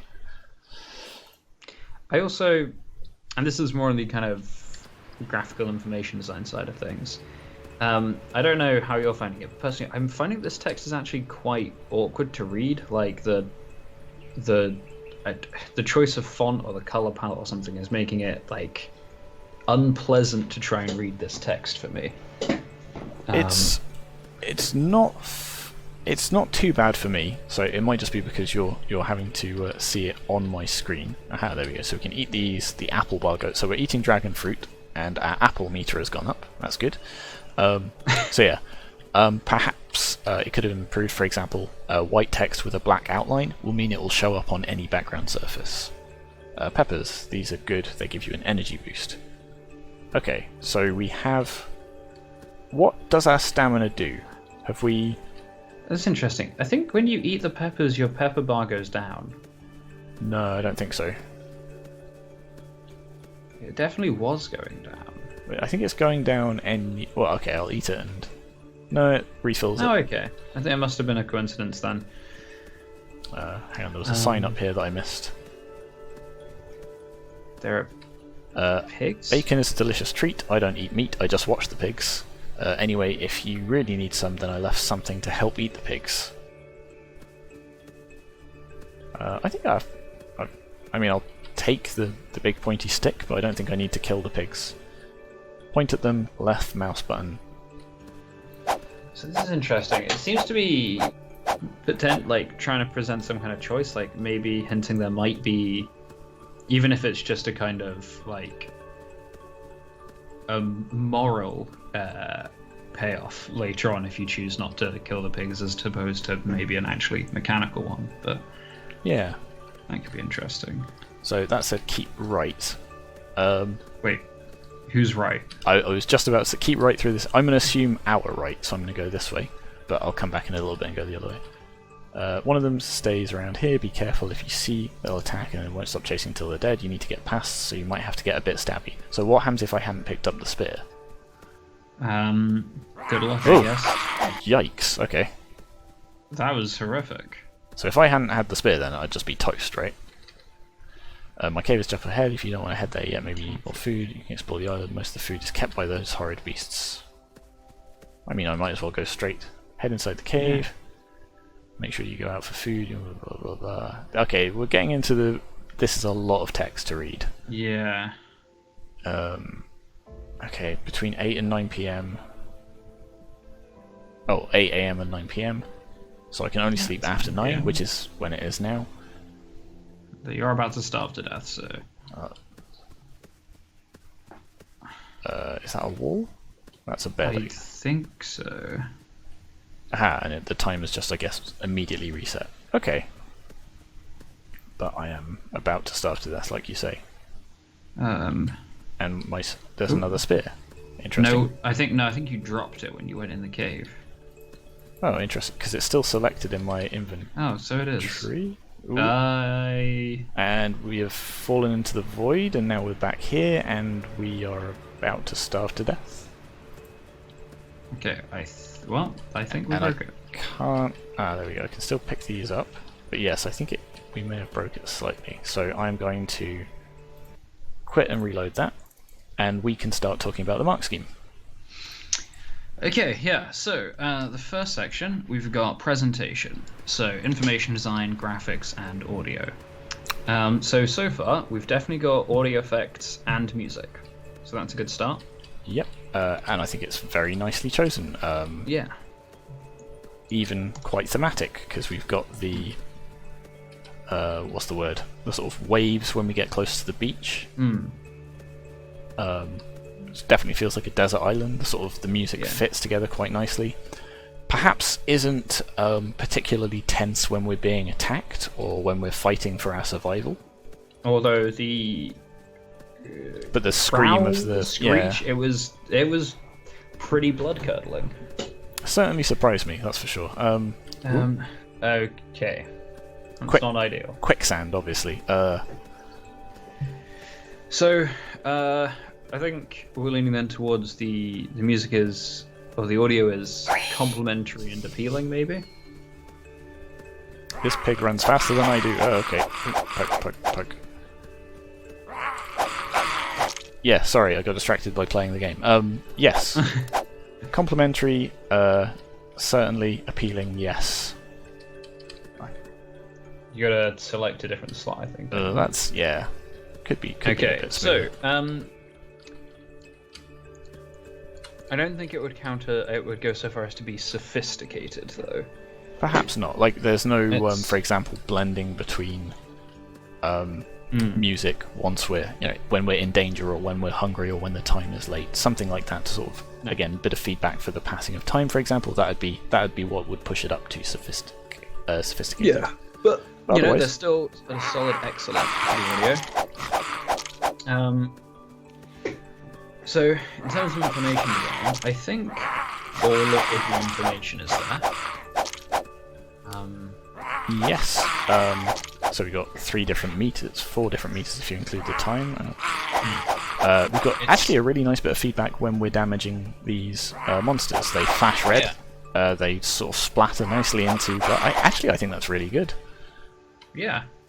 Yeah, it's quite a lot of information to keep track of at once at the start, but once you're used to it, I think this is a perfectly reasonable amount of stuff for a player who knows how the game works to keep track of. Yeah, that's it. It might not be what you need to know. It might not be the best way of tutorializing that information, but in terms of having it at your fingertips once you've completed it, yeah, I think that's very reasonable. That endless grass texture looks very trippy over a video compression. Yeah. Okay, so I think it sounds like we're leaning towards all key information is shown clearly. Certainly that. So what would that be? That puts it at excellent. And what would they need to do to hit prizeworthy? Prizeworthy would require novel and clear ways of showing key information, and I don't think it's really novel. Like it's well put up, but it's all fairly standard stuff. Different meters for tracking stats. Enemies flash red when you hit them. You've got your kind of clock and calendar up in the corner. It works, but it's not particularly new. That is true, although I'd almost be inclined to put it a step above that. Like the fact that it gets darker when again, it's not novel, but they have very, very clearly shown a lot of different types of information. Don't know. What do you think? Does that justify putting it up just a little, or are we? Okay.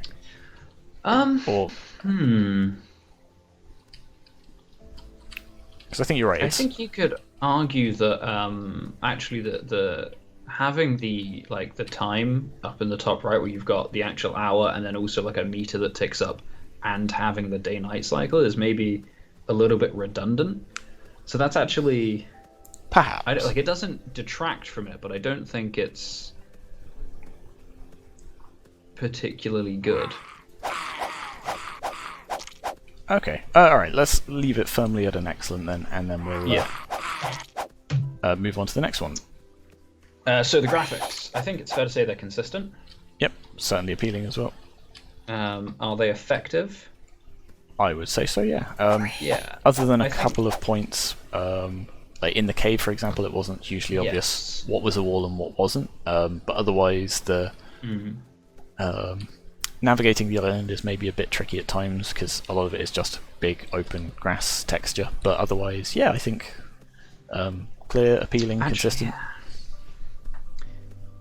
I suppose I was going to say actually the fact it's kind of difficult to navigate is another point against the information design, but I suppose you could argue that learning to navigate the space without having perfect information is potentially part of the fun of the game. So. Agreed, and I think there's enough variation in, for example, that the scenery. There are paths, there are different areas with different skeletons and stuff down there.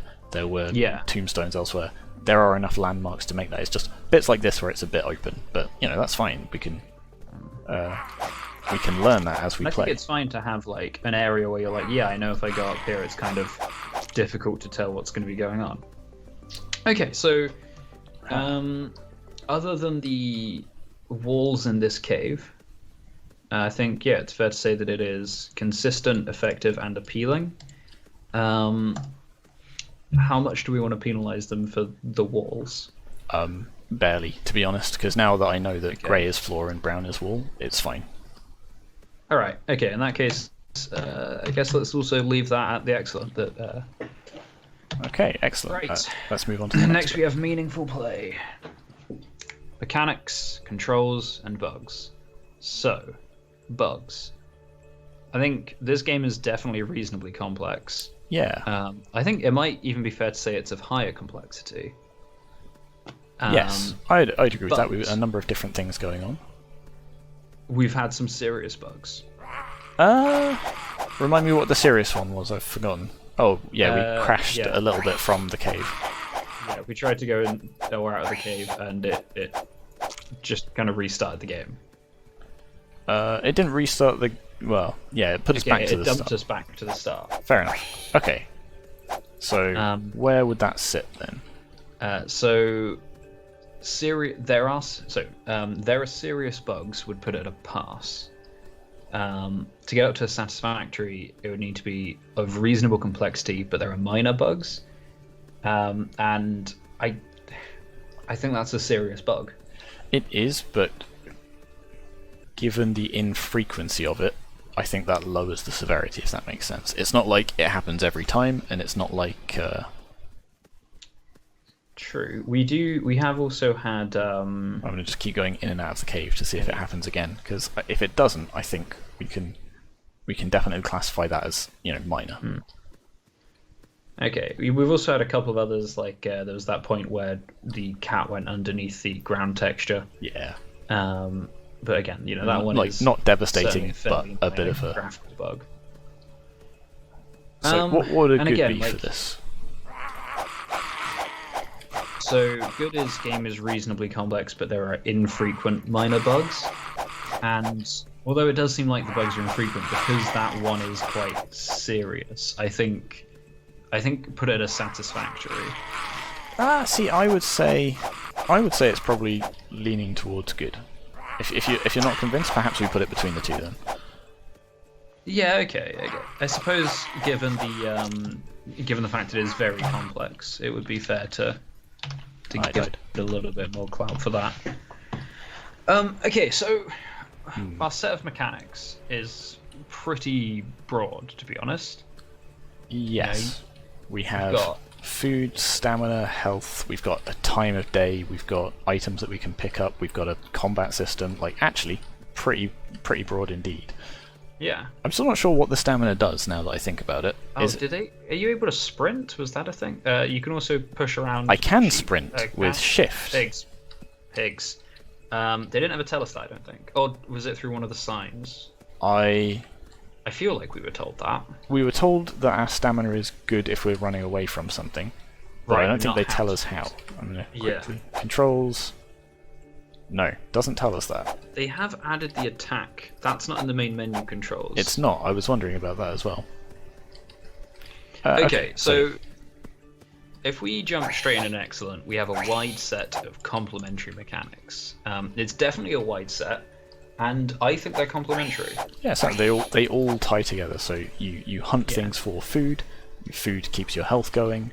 The time of day makes hunting for food more dangerous, and so on. I think a very well put together set of controls. So what would be above that? So prizeworthy would then be a wide set of complex and complementary mechanics. And I suppose this is depending on what we're going to count as complex. I think again for the small type of prototype that we were asking them to develop, I think this is pushing towards that, if not there. What do you think? I think for me, it's the fact that during the night, you've got a little bit of variation in the strength of the enemies during the big day, ones but and the fact small that ones, and at then night they get much harder with the breadth of mechanics that we have so far. I think it's definitely pushing up against it. Yeah, it's a very it's a small and subtle change, but it's one that's very effective and sort of ties everything else together quite nicely, that I think we'll talk about a lot more in the core dynamics section as well. So yeah, I noticed something. These kind of brown areas, it seems like they're the ones that are full of the cats. They are, and the cats seem to hold the food as well. So again, this will be something that we cover in level design a bit. But yeah, in terms of this, do you think... I'm thinking maybe, yeah, towards prizeworthy. So, I don't know, do we set it between excellent and prizeworthy, or just put it at prizeworthy? I think we'd probably put it at prizeworthy. There's read it okay. out again for me once more. A wide set of complex and complementary mechanics. And I would say, yeah, there. So the individual mechanics are perhaps simple on their own, but there's enough of them that they build together to give complex play. It's and that's fine, I think. Absolutely, yeah. It's actually really nice to have simple mechanics that are complex together, because it makes it easier to track for the player. I think that's actually a better thing than having one very complicated mechanic. Agreed. Okay, cool. so controls. Is this motion going to be coming from you? Overall, pretty fine. The combat in particular feels very smooth, very fluid, very well telegraphed. I can see sort of where I'm attacking quite nicely. I don't thoroughly like the fact that I have to select an empty inventory, then pick something up, and then press a different button to eat it. I feel like just a button to pick something up, and then a button to eat. Yeah, because there's different types of food, so it is important you select which one. It's maybe a little bit clunky. Yeah, like if you pick something up, if it just went to the first empty slot, that would be nice. That would be a nice little bit of polish, but absolutely, other than that, controls really good. Maybe if you had it so like you could scroll to move between inventory slots, it's a little bit easier to do quickly. Yeah, agreed. That would definitely be helpful. Fairly minor points. So I would say let's start looking at an excellent and see where we go from there. So an excellent is a reasonable set of intuitive and smooth usable controls. And I think they're probably there. Yeah. We've got the fact that we worked out how to sprint despite the fact they didn't tell us, which I think we're going to penalise them for later, but given that it was our first guess was... They at least picked a sensible control for it, even if they didn't tell us what it was. Absolutely. So I think, they've probably managed an excellent. I don't think they're at prizeworthy, because that's a novel set of intuitive and smooth usable controls. And again... Like, fairly standard, but, that's a very good way of getting a very good mark. So yeah, I think we call that excellent, and then we look at... what are we looking at next? That'll be the brief. The brief, yeah. Level design, pacing, goals, risks, and reward, and the tutorial. So I think if we start with the goals, the risks, and rewards... Yeah, I was going to suggest that. Our moment-to-moment goals seem very clear. Yeah. Although it does say day one, and I'm pretty sure I've been up all night. Sorry. I think we've been here for quite a while. Moment-to-moment goals are very clear. Don't let your bars get empty. There doesn't seem to be much of an overarching goal. Yeah. In particular, you've been getting these signs left by someone that's kind of talking to you, and I got the impression we were going to meet them at some point. Yes. So I've been kind of like waiting for the point where we meet our mystery friend. Agreed. But perhaps that's going to be the sequel. So yeah, moment-to-moment goals I think are very clear. There's definitely risks and reward. Do I stay out all night to hunt for food, knowing that the things are going to be harder and stronger? Do I just sleep overnight at the risk of letting all my food and energy deplete? I think that's a very clear risk and reward. If you sleep, like if you enter the cave and sleep to skip the night, does it actually reduce your food meters? I don't know. We will check when it gets towards nighttime. But even if it doesn't actually reduce them, it's still, I guess, it's still time that you've not spent hunting. I guess because you've got to trek back to the cave and then go out to where there's food. Yeah, it's opportunity cost. That's the word I was looking for. It would be nice if, like you say, there was maybe an overarching goal of meet this person, and then perhaps there's an item like logs scattered throughout the island that you have to collect over several days, build a raft and escape, or something a bit like that. But in terms of, again, small prototype scope, moment-to-moment goals and gameplay, feels very good. So let's start with a good and see where we go. So a good is a clear and coherent set of goals, risks, and rewards. Yeah, and feels like that's we're there. So what about an excellent? So an excellent is a clear, coherent, and well-balanced set of goals, risks, and rewards. And I don't think they have that. Yes, I will agree with that. It feels relatively easy to stay out all night and just stab things. In particular, because these pigs seem to very rarely be surrounded by cats, it feels like you could just get by pretty easily on killing pigs. Yeah, start a pig farm.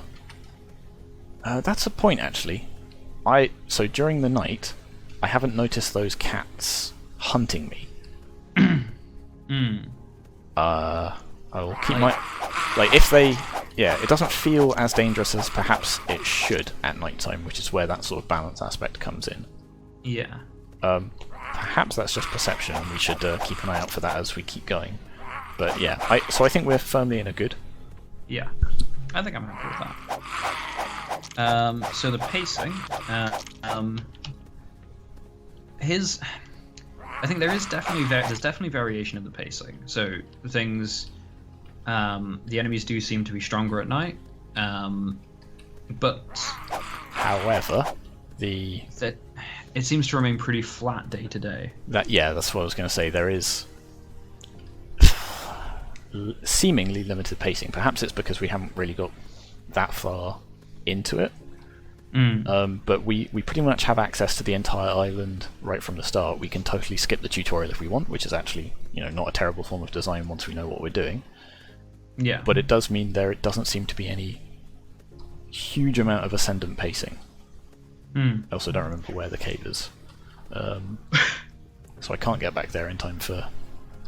But here I'm sort of walking around pretty safely, and there's no real threat. It would be nice if perhaps some of those things hunted us during the night to really emphasize. There we go.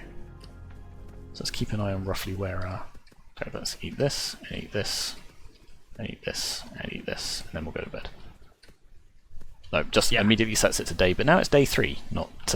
I feel like the day count... sleep to move the day forward. Maybe it doesn't feel like a new day unless you've had a good night of sleep. I guess it's your perception of the day rather than... Alright, before we get too metaphysical, let's go back to the mark scheme.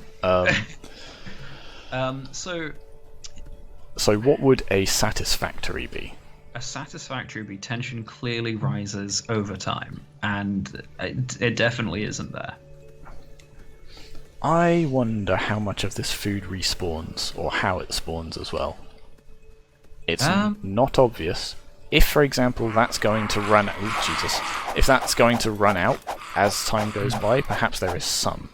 But even then, that's... Food just runs out, though. I'm not sure, because if there's no way for it to respawn, then essentially it's just, you're going to lose over time. I guess maybe you could ration it out more effectively. Presumably also these cats do respawn, otherwise the challenge is going to degrade a lot. Yeah. So I'm going to assume, it's relatively... But even if the food does become scarcer, we haven't seen much of that, so... I don't think it's fair. I don't think it clearly rises over time by any means. Okay, so what would a pass be? A pass would be that the tension somewhat rises over time. And again, this is the thing. It doesn't really rise on a macro scale over time, as far as we can tell. Yeah, there's the gradual sort of tutorial increase, where like the first time we play, reading those signs increases the tension as we go. We get fed not only the mechanics, but also the story, which is kind of nice. Yeah. But if we've played it before, we can safely ignore that, and everything is very flat. And also, once we've completed the tutorial, like you say, we don't seem to meet our mysterious benefactor. Everything becomes quite samey, unfortunately. So argue. In Poor, we have variations in tension, but no coherent pattern over time.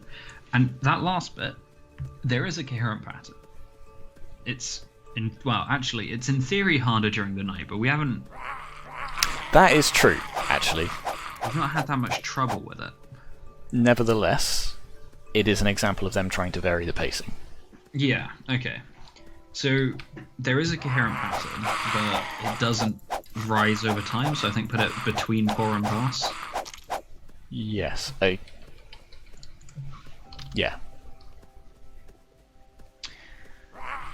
Okay, so the next bit is the tutorial, which we've already discussed a little bit.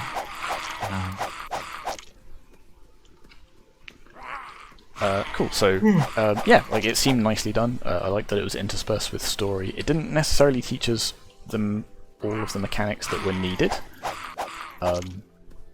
Yeah. So let's start with a good, and again work outwards from there. So a good would be gradual explanation of gameplay and controls fully aligned with play. And for sure, I think it's that last part where I don't think the tutorial was really aligned with play much at all. That's the cave. I don't know. I feel like elements of it were, for example, here is a spear, here are some pigs, if you feel hungry, kill them, and sort of try it out within the context of play. I feel like it could have been more closely integrated. For example, taking direct control over the stamina bars during the course of the tutorial to say, they're not going to tick down while you're learning, but when we introduce you to food, we set it to low, and then once you eat that food to increase it, then it starts ticking down as we go. Yeah. That kind of sort of... So, if we look at Satisfactory, we've got gradual explanation of gameplay and controls somewhat aligned with play. So, it sounds like we're kind of looking at that. It does. But I think when we were going through it, we did criticize them for, first of all, they don't explain all the controls, and some of the signs and the tutorial elements, like there's a lot of text and it takes quite a long time to read. So I think we should maybe drop them down a little bit for that, because it's not Oh, sorry, something I've just noticed. Here it says, the longer you stay on this island, the faster and stronger those horrible things get. So this is... They, though? It's not. Have you noticed any change in difficulty over the last 5 days? I haven't, but that's because when I die, I tend to just die straight away. Perhaps we revisit that tension thing. If they're meant to do that, then I think it feels more like... If they're meant to do it, but it doesn't have any effect on your experience of the play, then I don't think that doesn't actually increase the tension. We are only on day 5. I would say perhaps we move it up to a pass rather than between a pass and a pour, if that's where we put it.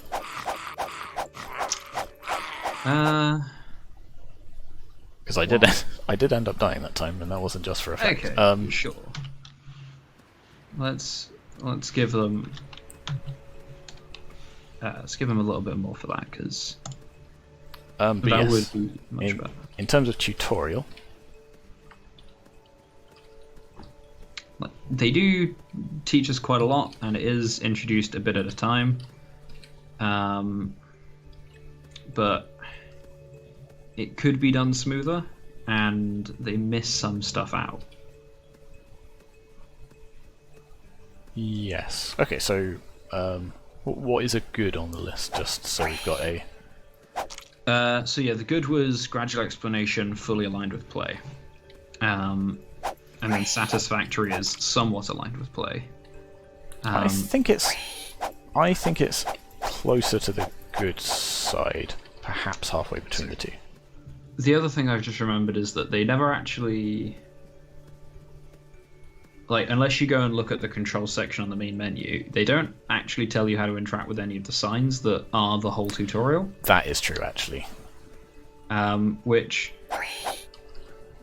is quite a big problem. And yeah, the very first time I played this, I did actually miss out on a lot of those signs. Okay. So I still think maybe halfway between the two, though, because it's still somewhat aligned with play. It's gradually introduced. Obviously, there's things we've said that they could have done better, but... I personally would put them between a pass and a satisfactory. Really? Okay. Because again, satisfactory is somewhat aligned with play. And I think it is. But they have missed out some important stuff, and I think they should. Okay, so I think it should be slightly above satisfactory. You think it should be slightly below. Let's call that a satisfactory. Okay. So the next bit is core dynamic. I think it's pretty clear. Yep, This is a survival clearly a game. race to the. I mean, yep. Yep, definitely survival. We have lots of resources. To the end of your life. Like, we are literally trying to survive on this island for as long as possible.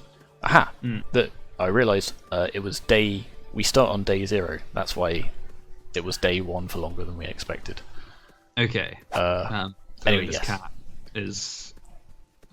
Clearly a computer scientist. Yeah. Okay, so yeah, I mean, So it's very clearly survival. I think if we start, I think if we just jump in straight in an excellent, we have a Yep. clear core dynamic that is supported by an integrated set of mechanics, and bang on, isn't it? yeah. So cool. What would they have to do to get to a prizeworthy? So for a prizeworthy, they would also need the core dynamic to be supported by secondary dynamics. And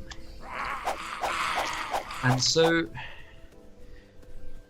we've got this combat system, which you could potentially argue is like a secondary destruction dynamic, but I don't really think it is that. Yeah, I think you're not necessarily encouraged to destroy things for the sake of destroying them. You're encouraged to destroy them, because there's food there. While that is a reasonable set of mechanics to have, it doesn't necessarily bump it up to that prizeworthy category. And again, potentially there could have been a supporting chase and evade, especially with the cats. I think you could very easily have had, if you changed the main character a little bit, literally had a cat and mouse scenario. But the cats basically catch up to you instantly. They're a lot faster. Again, you don't really have that chase and evade side of things. So I disagree, actually. Because we have the sprint function, we can sprint away from it. In fact, let's see if I can demonstrate it with this. Yeah. The problem is they still do catch you even if you're sprinting. So I was going to say, that's actually a really good way of integrating those two dynamics together, because then you have to manage that stamina so that you can evade the things.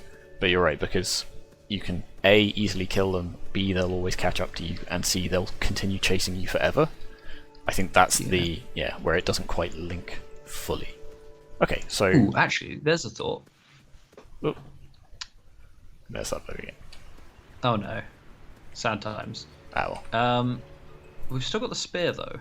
So the other thing then is, to be fair, I think you could make a reasonably good argument that they have a secondary exploration dynamic. Yeah, I tell you what, they have a number of other dynamics at play, not necessarily fully integrated with the thing, because we're not we're not exploring things out of a sense of wonder. It's sort of a necessity of where we're going. But I would say let's put them part way towards prizeworthy then. Yeah, I think that's fair. Okay, feedback. Let's see what their feedback was. Do-ba-da-doo.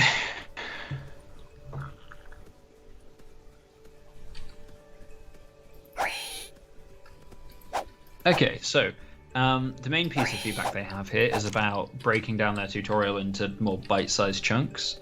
Based on reading this, I think they had quite a monolithic tutorial initially. So as they said, they broke up the tutorial, literally put it along a path. So they take you through picking up items and what the different foods do, and then they show you, how to fight things, but against harmless enemies. And then they give you a single enemy to deal with, so you know what they're like. And then if you follow the path a bit further, you get to the safe space where you can hide and rest. And yeah, it's a pretty competently structured tutorial. I think they've followed that feedback quite well. Yeah, agreed. It's something actually we didn't hugely touch on when we were talking about the tutorial, but just the inclusion of the path. So it doesn't force you to follow it, but just sort of inherently you will follow that to the rest of it, I think is actually a good design choice as well. That's true. So the other thing is...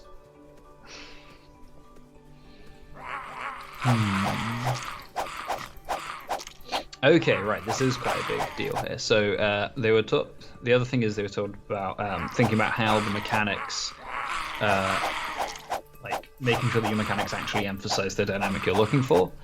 And for instance, it would be good to know like how long you've been surviving for, so you can get an idea of how well you're doing. So they added the day counter to do that, which is just nice, straightforward. This would be good. They stuck it in.